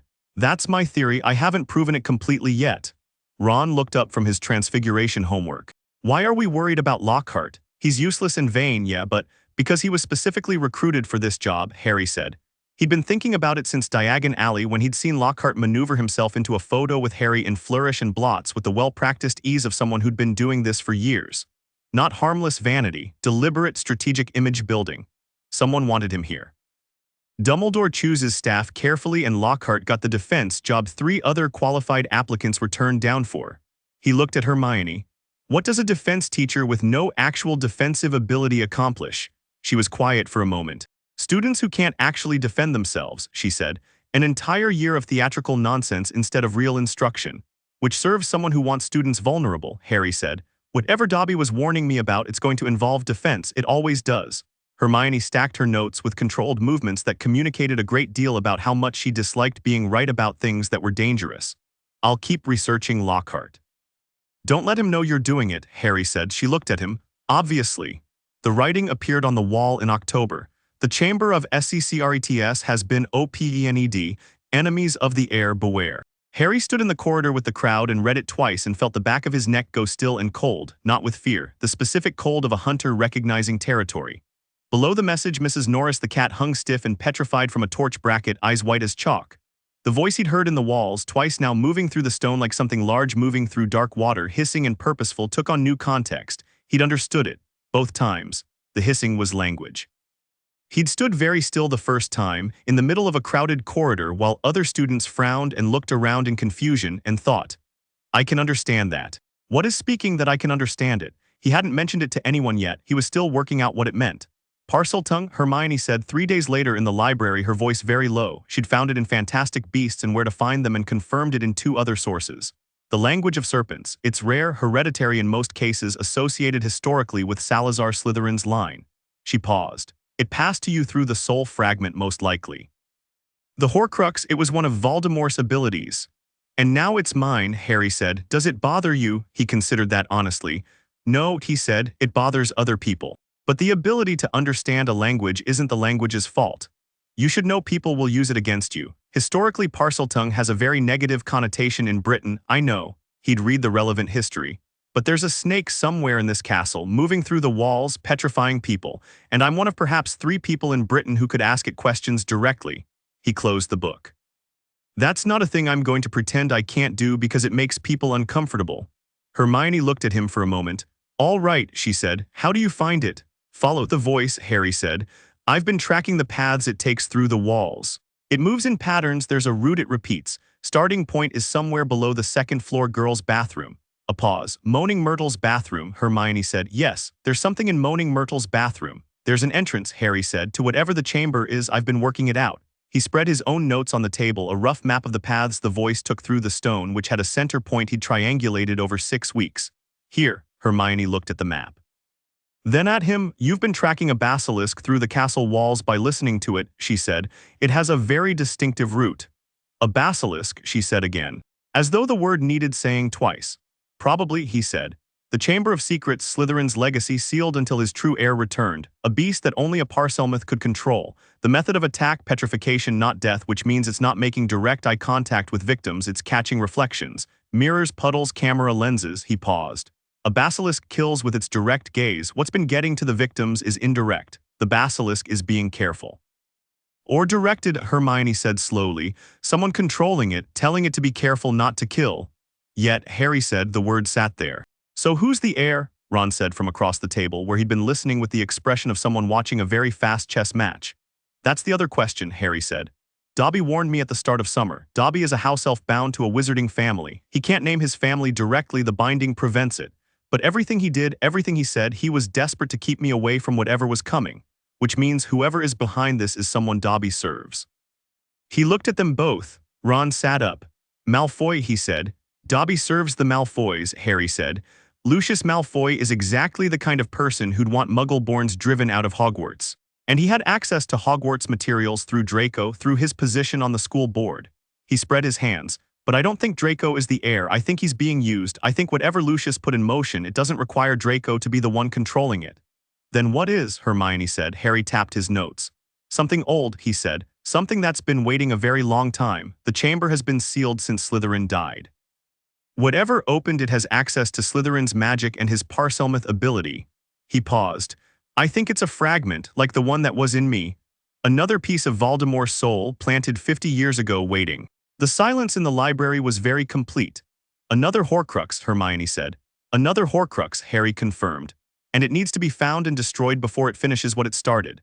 He went into the chamber alone, not because Ron and Hermione couldn't help, but because Hermione was in the hospital wing petrified, which had happened 3 weeks after their library conversation and had hit Harry with a cold, clean fury he'd spent a week carrying at a steady level. She'd been found in the corridor with a mirror in her hand and her eyes white, and the look of someone who'd seen something coming and turned her back on it fast enough but not quite fast enough. He'd sat with her for an hour in the hospital wing in the chair beside her bed, looking at her face still and marble white and not Hermione in the specific way that petrification robbed a person of themselves. And something in his chest had moved in a way that wasn't anger and wasn't grief, but was some combination of the two that didn't have a clean name. He was going to find the thing that did this and he was going to end it. Ron was his backup, stationed at the entrance to the bathroom with instructions to send a message to McGonagall via his owl if Harry wasn't back in 2 hours. Harry had been firm about this. Ron had been less firm about agreeing to it. 2 hours, Ron said at the bathroom door with the expression of someone who intended to count every minute. 2 hours, Harry said. If I'm not back, you get McGonagall, not Lockhart. Not Lockhart, Ron confirmed with feeling. Harry went in. Moaning Myrtle was in her usual territory, which was to say everywhere and specifically in his way, and she drifted through the wall 3 times in the manner of someone staging an accident. But when Harry crouched by the old sink and examined the marks on the taps and spoke the word he'd worked out over 2 weeks of careful Parselmouth practice, open, she went very still and watched with something that was almost respect. The sink descended. Below it, a pipe, Harry dropped in. The tunnel was long and dark and smelled of age and cold water and something reptilian, that specific clean cold of scales. The kind of place that had been underground since before the castle above it was built. Harry lit his wand and moved forward at a steady pace, cataloging. Old stone carved with serpents, water on the floor from some underground source, the regular spacing of arch pillars that told him this was deliberate architecture and not a natural cave. Slytherin had built this, built it to last. He felt the basilisk before he heard it, a vibration in the stone floor, rhythmic and slow, something very large breathing somewhere ahead. He closed his eyes, this was the key. He'd worked it out from the theory: basilisk, direct gaze, instant death, indirect gaze, or reflection, petrification. Close your eyes and you were safe from both. A basilisk was fast and enormous, but it was still an animal, navigating by smell and sound and heat sense, and Harry had spent 2 weeks working out how you fought something you couldn't look at. You listened. You felt the floor, you fought with everything except your eyes. The great door at the end of the tunnel opened when he hissed at it, and the chamber itself was vast, genuinely architecturally vast, the ceiling lost in dark, a long flooded floor with stone columns running the length of it, and at the far end a massive stone face, Salazar Slytherin, carved with the patient arrogance of someone who expected to be looked at for a very long time. And in front of the statue, crouched beside a girl lying motionless on the floor, a boy. Not a real boy. Or not entirely. He was transparent at the edges, barely visible in the wand light but present, solid enough to cast a shadow, the quality of something that had been drawing substance from somewhere and had a few weeks left before it was done. He had dark hair and a composed, handsome face and the particular stillness of someone who had been many things before settling on this shape. Harry Potter, said Tom Riddle. His voice had the quality of the chamber itself, old, cold, in love with its own echo. I wondered when you'd come. You've been wondering that a lot lately, Harry said. First Quirrell, now you. I'm starting to find it flattering. Riddle stood. He was taller than Harry, the memory had the height of a 16-year-old, and he held a wand that was not his own, taken from the girl's hand. Ginny Weasley lay at his feet, face pale, breathing shallow. You're a Horcrux, Harry said, piece of Voldemort's soul stored in a diary. You've been feeding on Ginny Weasley for months, pouring darkness into her, using her to open the chamber and set the basilisk loose. He kept his eyes forward but not on Riddle, on the ground near his feet, tracking the shadow. How much of her is left? Riddle smiled. Enough to be revived if I choose to. He tilted his head. You're different from what I expected. When I look through the diary at you, glimpses through Ginny's memories of your reputation, I expected something smaller, scared. I know, Harry said. The core density alone, Riddle's voice carried the professional assessment of someone who'd spent decades studying magical power. What you carry, Potter, what you've become, you understand what you are, don't you? After a year of absorbing, I'm the person who's going to destroy you, Harry said. The methodology is the only open question. Riddle looked at him. The basilisk will answer that question. He called it in Parseltongue, a long, complex command that Harry translated in real time as it poured from Riddle's mouth. Come. The boy, eyes first. Harry heard the basilisk before he felt it. He already had his eyes shut. The sound was immense, a body 60 feet long moving through stone and water at speed, the sibilant drag of scales, the deep bass thrum of something that hadn't been disturbed in 50 years being called into purposeful violence. It entered the chamber from behind the statue with a sound like a wave breaking. Harry breathed. He could feel its movement through the floor, every impact of its body regular as a heartbeat, directional. He turned to face it, kept his wand up. He hissed in Parseltongue, stop. The movement didn't stop. Riddle's command was stronger. It had 50 years of imprint on this creature, 50 years of the chamber's magic encoding obedience. Harry was a stranger with a borrowed language, but the basilisk hesitated. A fraction of a second, a stutter in the movement pattern, a questioning quality to the hiss that answered him. You don't have to do this, Harry said.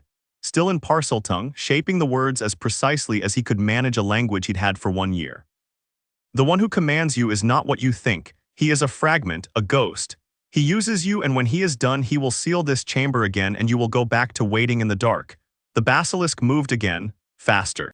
Harry tracked it by sound and floor vibration and moved, not away sideways, letting the head pass him by yards, and the displacement of air from the strike hit him like a wall. He kept his eyes shut. He knew what he needed to do. He needed to exhaust it, not kill it. The basilisk was ancient and immense, and its physical strength was beyond anything he could match directly, but a basilisk's primary weapon was its gaze. Its secondary weapon was the venom, and venom was finite. He let it bite him. The first strike found his shoulder, the fangs went through his robes and into muscle, and the venom hit like liquid fire, a deep chemical burn that started at the puncture sites and spread through the bloodstream with terrifying speed. Harry felt it reach his shoulder, his neck, the base of his skull. His core went to work. This was different from magical absorption. Venom was biochemical. The process was slower, less clean. His body working against it cell by cell while his magical core pushed support to the affected areas. He felt the venom trying to do what venom did, the neural cascade, the shutdown of voluntary muscles, and felt his healing factor answer it with single-minded, furious efficiency. He rolled, came up, kept his eyes shut. The basilisk bit him again. Left thigh, come on, he thought at his own body, work faster. His body worked faster. The venom from the second bite never made it above the knee. The basilisk was confused. The prey should be dying. The prey was moving. The prey was speaking to it in its language, and had survived 2 strikes of venom that should have ended things, and was still standing in the middle of the chamber floor with its eyes closed like it was waiting for something. It coiled, preparing for a constricting strike, the physical option, 60 feet of muscle.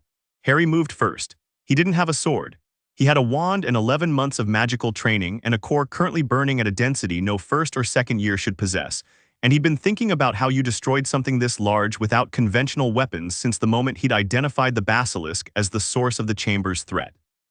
He brought his wand up and cast, not a single spell but a sequence, and the sequence was his own, not from any textbook. Built from fragments of what he'd absorbed over 2 years, the killing curse's raw force, integrated and transmuted, Quirrell's dark energy, processed and repurposed, the chess queen's enchanted blow, stripped of its intent and turned into pure concussive magic. The spell he cast had no official name. It was the output of his core applying everything it had absorbed to a single, precise purpose. It hit the basilisk at the base of the skull. The creature seized. Not a magical petrification. A physical total seizure, every muscle locking simultaneously. 60 feet of ancient serpent going rigid on the chamber floor with a crash that sent water spraying across the stone pillars. Harry opened his eyes. The basilisk lay still, its eyes shut, involuntary closure, the muscles clamped, and it breathed in slow, strained pulls. Not dead, incapacitated. He turned to Riddle. Riddle was staring at him. The composed arrogance was intact, but something underneath it had shifted, the weight of processing something that didn't fit the available models. That was improvised, Riddle said. You've never cast that before. No, Harry said. You built a new spell from absorbed magical residue. In a manner of speaking, Riddle was quiet for a moment. And very carefully, you are the most interesting thing I've encountered in 50 years of existence in whatever form that existence has taken. He paused. And I've still won. The girl dies unless I choose to save her. You can't touch me, I have no physical form to damage, and the basilisk will recover in minutes. I know, Harry said. He walked to where Ginny Weasley lay on the floor and crouched beside her and checked her pulse, weak, thin, but there, and looked at the diary that lay near her hand. Old black, waterlogged at the edges where the chamber's damp had got to it. He picked it up. He held it for a moment, feeling the soul fragment inside it, the same resonance he'd felt from his own scar for 11 years, the same cold, familiar signature, Voldemort's magic. You can't destroy it, Riddle said. The diary is the vessel. Only a weapon imbued with a sufficiently powerful opposing magical force. I know, Harry said. He held the diary in one hand and his wand in the other and pressed the tip of the wand against the cover and pushed his core outward, the same technique he'd used on the devil's snare. But controlled now, directed, the application of 11 months of absorbed and integrated power applied to a single small point. His core against the soul fragment. The process was not subtle. The diary heated in his hand and Riddle's form flickered, the first time his composure had broken, and the pages began to blacken from the inside out, a fire that had no flames but was absolutely fire, the specific combustion of a magical vessel being drained of the power that sustained it. Riddle screamed. It was a real scream, the sound of something losing its grip on existence, the sharp, retreating cry of a consciousness being unmade. It carried Voldemort's voice inside it, the way the chamber carried its own echo, and Harry held the diary and kept his wand pressed against it and let his core run until the last of the fragment burned away. The diary crumbled. Not dramatically, it just came apart from the inside, the pages going to ash and the cover splitting and the whole thing collapsing into nothing in his hand, and with it Riddle and with it the particular cold in the chamber air. Harry stood up. Behind him, Ginny Weasley drew a sharp, gasping breath. He turned. Her color was coming back slowly in stages, like a light being turned up rather than switched on. Her eyes opened, brown and confused and frightened, and she saw Harry standing there and the chamber around her, and she pulled her knees up and looked at the ash on the floor. "Is he gone?" she said. Her voice was a wreck. "Yes," Harry said. "Can you walk?" She tested herself. Stood shakily. "I think yes." She looked at him. "You destroyed it." "Yes. How did you? Long story, I'll tell you on the way out." He offered her his hand. She took it. "Don't look at the basilisk." She looked at the basilisk. "Ginny." "I'm not looking at it," she said, looking at it. "It's not dead," he said. "It'll wake up. Please look at the floor." She looked at the floor. "Is it? Will someone come back for it? It's sort of remarkable. It's enormous and full of the world's most lethal venom, and it's been murdering people in a school for 3 months," Harry said. "I know," she said. "It's still remarkable." He looked at the basilisk, 60 feet of ancient creature breathing slow and steady on the chamber floor, and thought, she's not wrong. "I'll mention it to someone," he said, and guided her toward the exit. Dumbledore's office was quiet and golden in the way it always was, warm light, complicated instruments, the sense of being inside the mind of someone who'd arranged their thinking into physical space. Fawkes the Phoenix was on his perch, watching Harry with the calm, warm attention of something very old that found him interesting. Harry had been here for 10 minutes. He'd given his account, complete, clear, nothing omitted, and Dumbledore had listened with his hands folded and his expression unreadable, and when Harry finished there was a silence that had the quality of the old man catching up. "The Horcrux in the diary," Dumbledore said. "Destroyed," Harry said. "The basilisk. Incapacitated, alive, still in the chamber." Dumbledore looked at his desk for a moment. "You destroyed a Horcrux," he said, "using your own magical core as the vessel of destruction. No weapon, no secondary channel. My core against the fragment," Harry said. "Same signature, opposing application. That should," Dumbledore said carefully, "have taken considerably more power than an 11, 12-year-old student would possess." "I'm not a standard 12-year-old," Harry said. "You know that." A pause. Fawkes made a low sound. "Harry," Dumbledore said, "there are things there are things I should perhaps have told you before now, about the nature of the connection between you and Voldemort, about what the soul fragment," Harry said. "I know about the soul fragment. Hermione found the theory in November of first year. The soul fragment has been gone since May of last year." He looked at the old man steadily. "I also know there are other Horcruxes. I don't know how many or where, but I can find them. The magical signature, I've carried it for 12 years. I know it better than anyone alive, probably better than Voldemort does himself at this point." Dumbledore was looking at him with the blue-eyed, calculating attention Harry had expected. But beneath it, and this was new enough to note, something that might have been reckoning. The recalibration of a man who'd planned carefully for a future that was resolving differently from the plan. "You should have been told," Dumbledore said, "sooner. I made decisions about how to protect you, about what you needed to know and when, that were based on assumptions about what you were." He paused. "What you would be." "You thought I'd be ordinary," Harry said, "not an accusation, a statement. I thought you'd need time," Dumbledore said. "I thought knowledge too soon would be a burden. I thought—" He stopped. "I was working with what I knew. I didn't know what you were becoming." Harry looked at him. The old man was genuinely honest in this moment. The usual layers of management and performance had come down into something more direct. Harry found he respected that. "Tell me the rest," Harry said. "All of it. What you know about the Horcruxes, what you suspect, what you're planning." He paused. "And I'll tell you what I know, what I sense, the resonance I can locate Horcruxes given time and proximity. That's useful to you." Dumbledore studied him. "You're 12, he said. Almost 13, Harry said, and I've destroyed 2 Horcruxes, survived a killing curse, and absorbed half a basilisk's worth of venom this afternoon. I think we're past the age-appropriate information management stage. A very long pause. Then Albus Dumbledore let out a breath and something in his posture shifted, not the loss of dignity but the loss of a performance, and leaned back in his chair and said, "All right, Harry, yes." He looked at the instruments on his desk, the spinning and whirring of a century's worth of accumulated magical knowledge. "Let me tell you what I know." Harry settled back in his chair and listened. Chapter 6. The Shape of the War to Come. Third year arrived with a wanted poster. Sirius Black's face stared out from every newspaper stand, every ministry I'll post, every Hogwarts notice board that September, gaunt and hollow-eyed and wild-haired in the Azkaban photograph, the kind of face that had been to the edge of something and come back changed.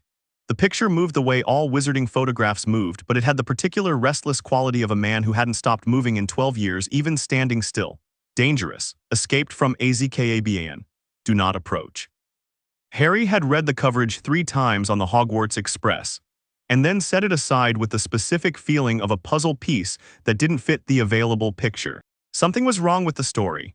He could feel it the way he felt all wrongness. Not instinct exactly, more like the difference between a correctly brewed potion and one where a single ingredient was off. The same inputs, but the output was slightly wrong in a way you couldn't immediately locate.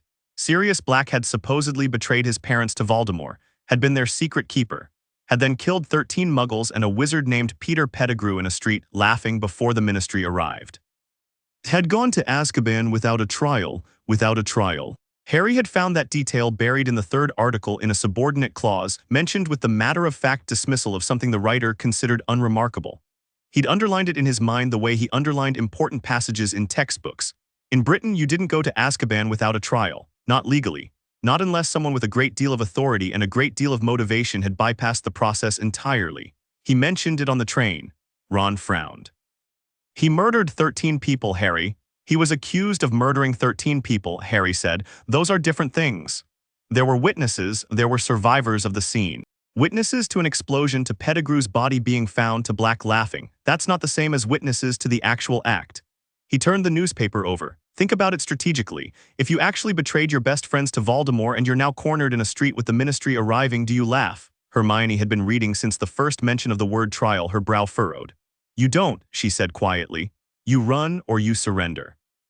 Laughing it's either madness or it's the response of someone who's found something funny, someone who's just realized something. Someone who's just been framed, Harry said. The compartment was very quiet. Your godfather, Ron said carefully. My godfather, Harry said, the only person my parents trusted enough to name as their secret keeper, apparently, who then supposedly betrayed them. He looked at the photograph. I've been thinking about this for 2 weeks. Something doesn't fit.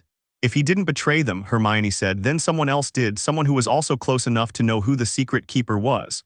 Pettigrew, Harry said. Who is conveniently dead and can't contradict any of it. Another silence. Ron was staring at him with the expression of someone whose understanding of a familiar story had just rearranged itself into something much less comfortable. That's a long shot, Harry. Maybe, Harry said.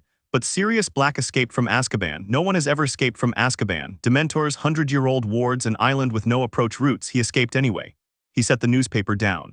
Either he's the most powerful dark wizard since Voldemort, in which case the story makes a certain kind of sense, or he escaped because he had a reason powerful enough to override 12 years of exposure to Dementors. A man who'd genuinely committed those crimes wouldn't have that reason. What reason? Hermione said. Harry was quiet for a moment. Me, he said. Something about me. Something changed this summer, something he read or heard that made coming back necessary. He tapped the newspaper. He's not coming to Hogwarts to hurt me. He's coming because of something that's trying to. Hermione was looking at him with that expression she got, the one where she was deciding whether to validate an argument or tear it apart and was currently finding insufficient holes to tear. That's a lot of inference from thin evidence, she said. I know, Harry said. I also know my mother was brilliant, and James Potter was not stupid, and they wouldn't have chosen a traitor to protect their lives. He looked out the window at the gray September countryside. They trusted him completely. That means something. The Dementors came aboard the train at Dementor's Halt, sliding through the carriage with the particular horror of them, the cold that arrived before they did, the way joy drained out of the air like color from a photograph. Harry felt them the way he felt most magical threats. As a field, a pressure, something that pressed against his core and demanded a response. His core responded. Not with absorption. Dementor magic didn't work quite like curse magic. It wasn't a direct attack so much as an ambient effect, but with resistance. The warmth of his core pushed back against the cold, not eliminating it but holding it at bay the way a furnace held back winter in a well-built room. He felt the happiness drain that other people described, distantly, like hearing music from the next room. He heard his mother's voice, not a memory, a sound, clear and present as though she were standing just behind him. "Run, take Harry and run," the last thing she'd ever said. He'd never heard it before. It sat in his chest with a weight that was its own kind of unbearable. He breathed through it. The new defense teacher was in the compartment, a sandy-haired man with a worn robe and a kind, tired face who'd been asleep in the corner until the Dementor arrived. He woke when the cold came and was on his feet before Harry had fully processed his presence, wand up, expecto patronum on his lips, and a silver light, a real patronus, a full one, wolf-shaped and burning, drove the Dementor back through the door. "Professor Lupin." Harry looked at him. He was shaking slightly. Chocolate from somewhere distributed to the compartment. His eyes, when they met Harry's, had a quality Harry recognized: recognition. Not of Harry Potter the famous, but of Harry Potter the specific, something he was looking for and had found. "You knew my father," Harry said, Lupin's hand stilled on the chocolate bar.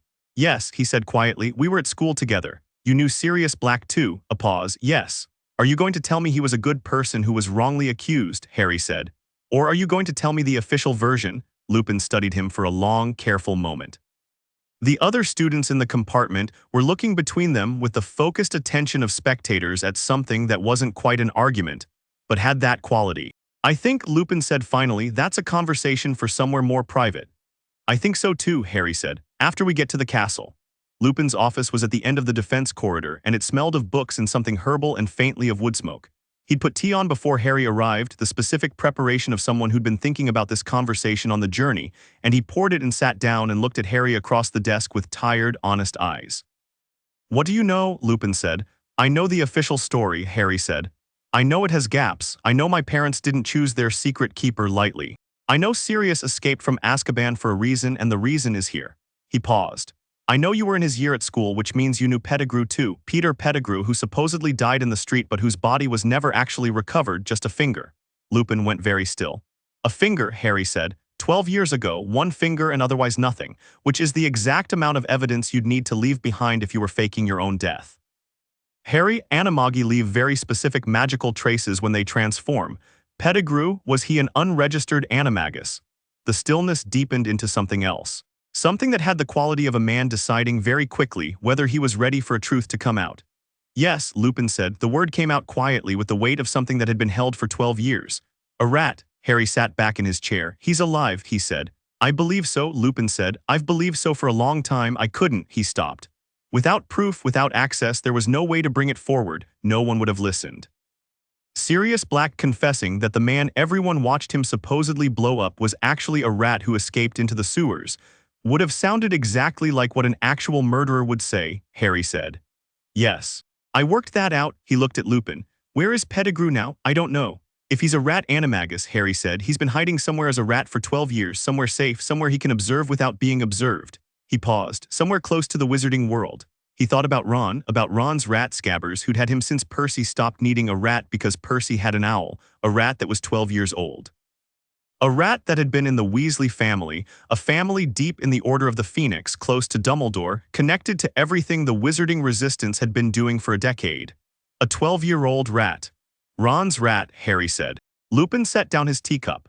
"His rat," Harry said again. "Scabbers, he's been in the Weasley family for 12 years. He's too old for a normal rat. He's been there, listening, learning, sending information." The weight of it landed with the specific heaviness of a thing you suspected for a while before the proof arrived. "He's been with Ron for 3 years, sleeping in his dormitory, sitting on his shoulder, hearing everything we say." "Harry," Lupin said. "If you're right, I need you to help me catch a rat," Harry said.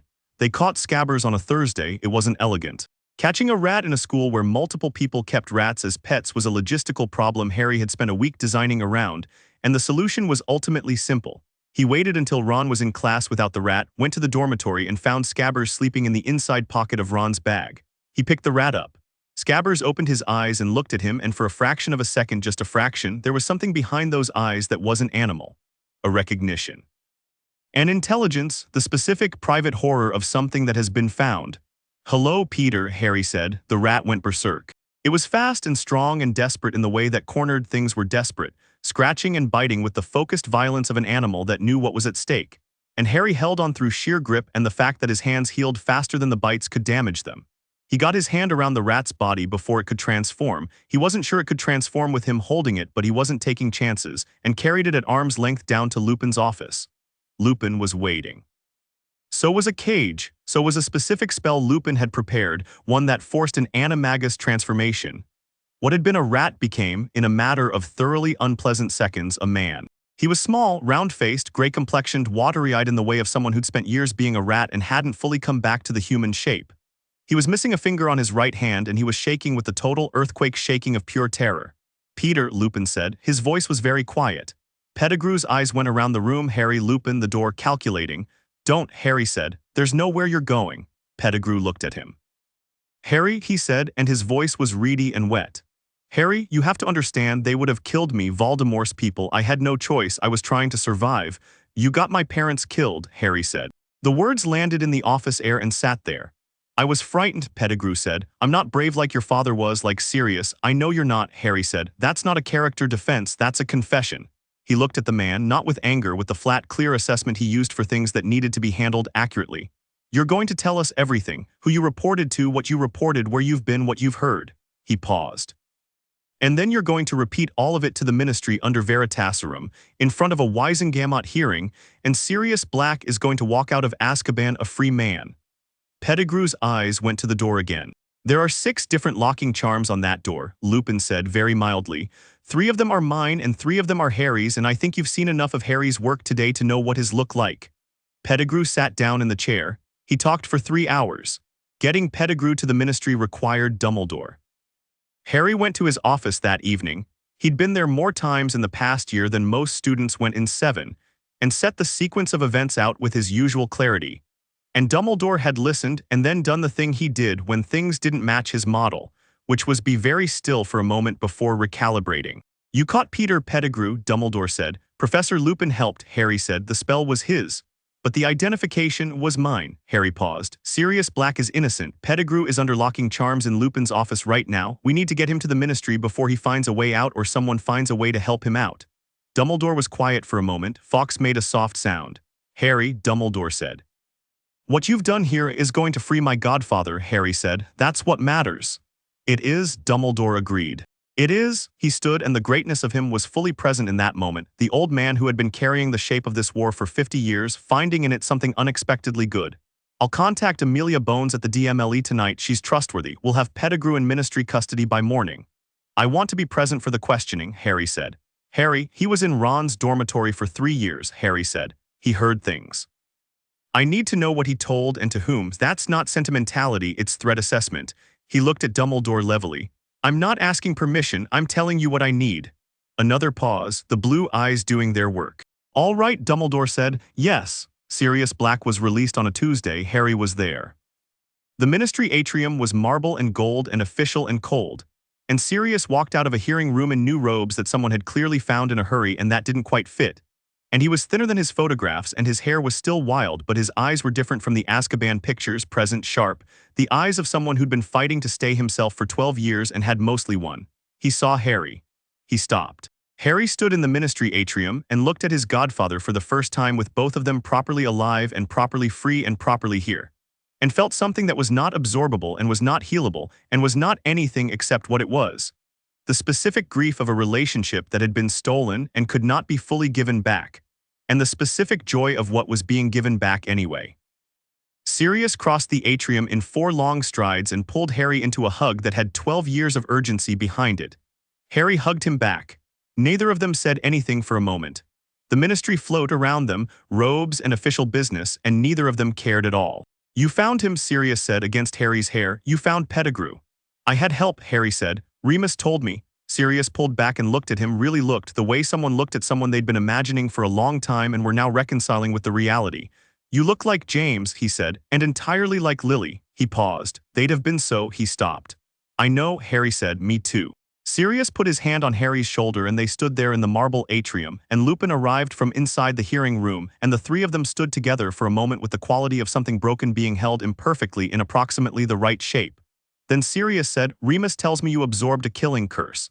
"Last year," Harry said. "May, and basilisk venom. This year, June." Sirius stared at him. How are you alive? Healing factor, Harry said. My core absorbs magical attacks and converts them to power. It's been doing it since before I could walk. He paused. The killing curse in particular seems to be very useful. High caloric value, magically speaking. Sirius continued staring. He talks like this all the time, Lupin said. You get used to it.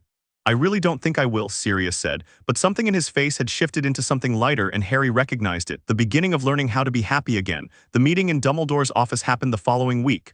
All of them this time Harry, Ron, Hermione, Neville, Sirius, Lupin, and Dumbledore himself. Harry had made this request deliberately. He was done with information being distributed selectively. He was done with the management of who knew what and when, and in what carefully considered doses. He'd been patient about it for 2.5 years. He was done being patient. There are at least 4 more Horcruxes, Harry said when they were all seated.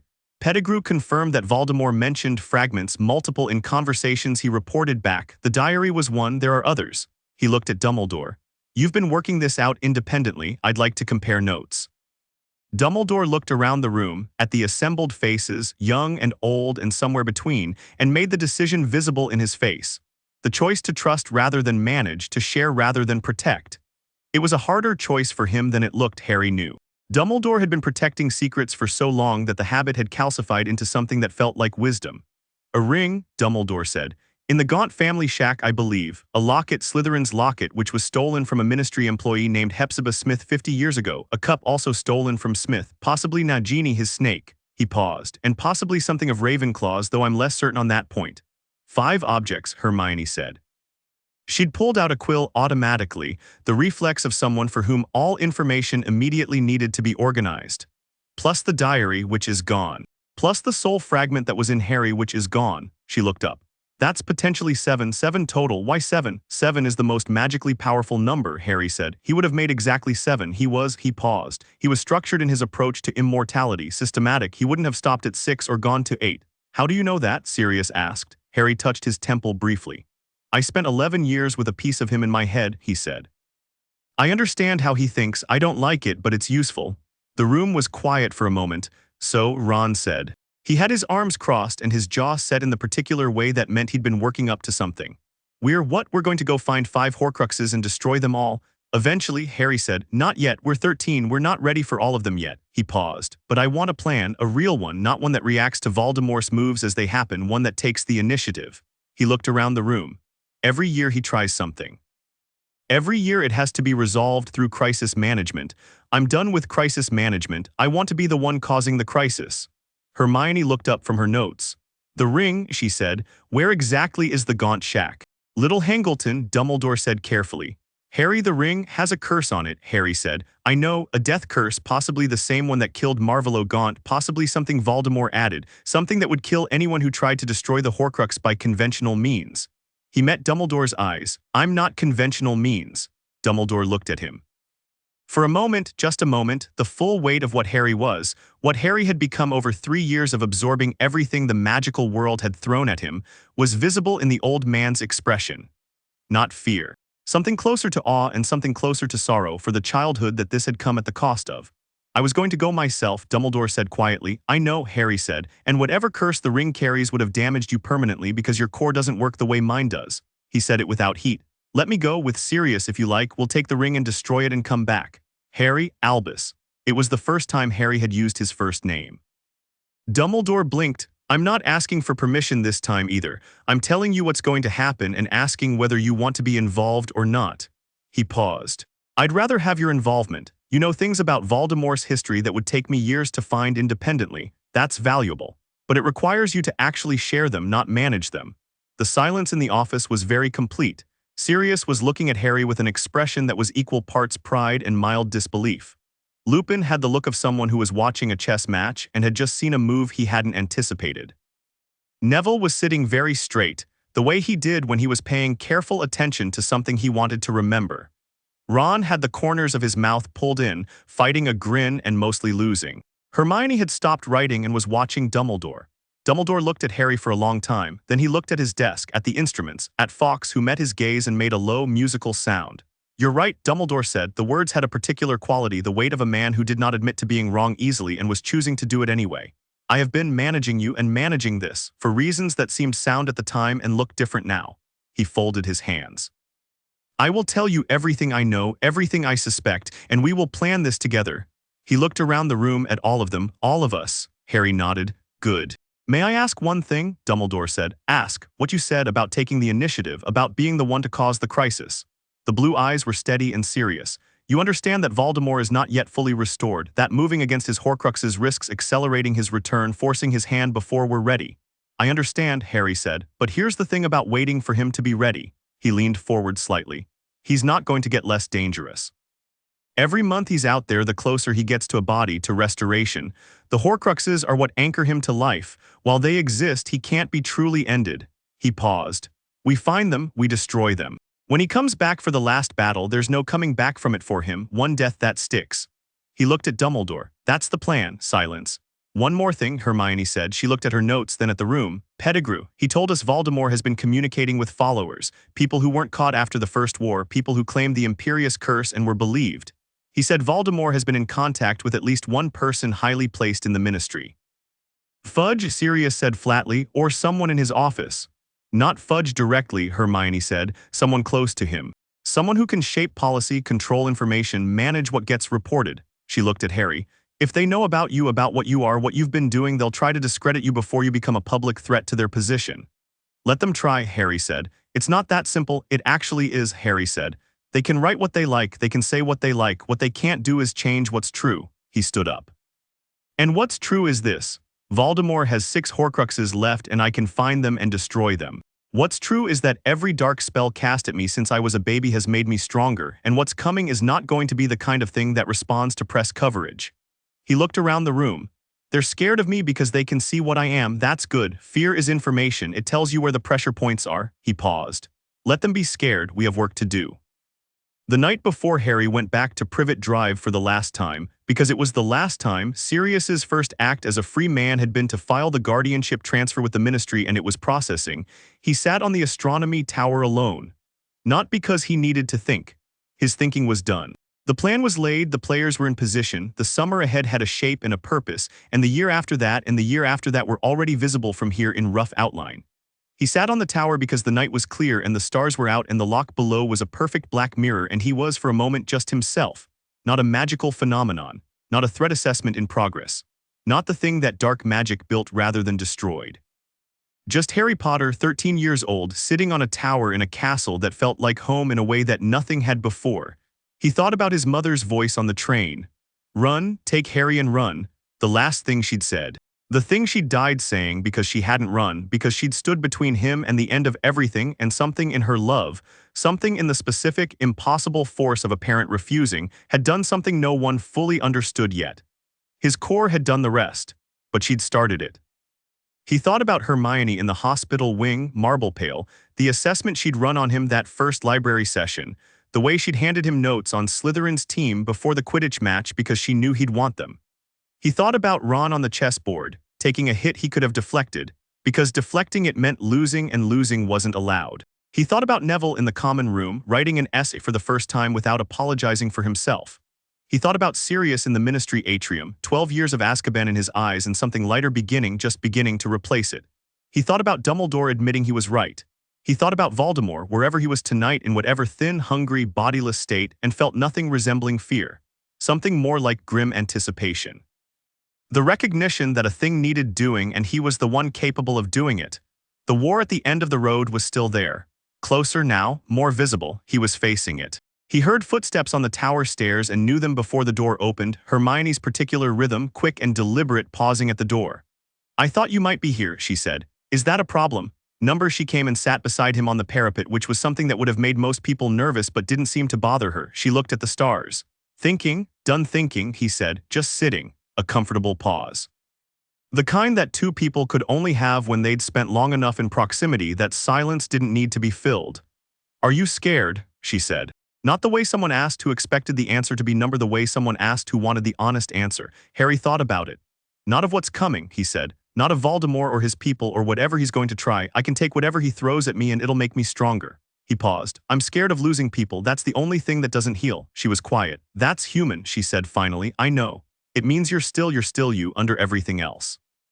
She looked at him. I sometimes wonder, with everything you absorb, everything you carry, whether you're still, I'm still me, he said. I told you that before. I know you did, she looked back at the stars. I believe you, I just need to check sometimes. Check whenever you like, he said. Monthly diagnostics, you said, non-negotiable. She laughed, a real one, brief and bright. I did say that. Below the tower, the castle was alive with its own deep quiet, the magic of 1,000 years of accumulated history holding itself steady in the summer dark. The lock mirrored stars. The forbidden forest was a dark shape at the edge of the grounds, and somewhere in its depths a powder-blue Ford Anglia was presumably having the time of its life. Voldemort has 4 Horcruxes, we've confirmed, Harry said. Possibly 5. A ring, a locket, a cup, potentially a diadem of some kind, potentially his snake. The ring is the most accessible little Hangleton abandoned property, minimal defenses except the curse on the ring itself. He paused. Sirius and I are going in August. I want to come, Hermione said. I know, I'm serious. I know you're serious, you're always serious. He looked at her. Yes, you can come. She nodded once firmly and pulled her knees up and looked at the stars. After the ring, she said, the locket. Pettigrew mentioned a cave, coastal, with a basin and an inferi-filled lake, dark protections. I can cross the lake, Harry said. The inferi won't. I know you can cross the lake, she said. I'm thinking about the potion in the basin, what it does to the person who drinks it. She paused. It doesn't attack the body, it attacks the mind, makes you relive your worst fears. Your core can't absorb a psychological attack. He was quiet. That's the one thing, she said carefully. That's the gap. Physical curses, dark magic, venom, you absorb all of it. But a potion that goes after your memories, your fears, I know, he said. I've thought about it. And that's why I'm not going alone, he said. That's why you're coming, she looked at him. You said it yourself, he said. I can take everything except losing people. Which means the worst thing the potion can show me is, he stopped, is the people I'd be there to protect, which means I need the people I'd be protecting to be there actually safe so I know they're not what I'm seeing. She was quiet for a long moment. That's a very roundabout way of saying you need us, she said. I need you, he said. Yes. Another pause. Ron will want to come, she said. Ron will absolutely come, Harry said. Ron's been waiting for the version of this that's an actual battle and not a chess board. He paused. Neville too, I think, when the time is right. He's getting better, Hermione said. Every week you started it, you know. That night in first year with the potions essay. He's been different since then. He was always good, Harry said. He just needed to stop apologizing for it. They sat on the tower while the stars turned very slowly overhead and the summer night held them in its easy, enormous dark. Tomorrow there would be a guardianship transfer and privet drive for the last time, and then Sirius's house and the planning sessions and the long work of a war that needed winning. Tomorrow the world would start moving fast again, the way it always did. Tonight Harry sat with the one person who checked on him monthly, who had found the theory of what he was before he fully understood it himself, who had handed him notes on the opposing Quidditch team because she knew he'd want them, who had told him to come back and meant it as a command. And he felt in that same central place where his core sat, warm and enormous and still growing, the thing that was stronger than healing, stronger than absorption, stronger than the accumulated dark magic of a decade of surviving, the thing that was going to win this war, not his power, not his healing factor, not the fact that every curse made him stronger. This. The tower and the stars and the person beside him and Ron asleep in the dormitory below and Neville getting better every week and Sirius learning to be happy again and Lupin's tired, kind eyes and Dumbledore finally trusting. This was what Voldemort had never understood. You could split your soul as many times as you liked. You could make yourself impossible to kill. You could accumulate power until it bent the world around you. But you couldn't absorb love, couldn't convert it to strength. Couldn't store it in objects or distribute it across vessels. It just was, or it wasn't. Harry Potter had it. Tom Riddle never had. That was the whole war in the end. Everything else was detail. Harry looked at the stars. He was ready.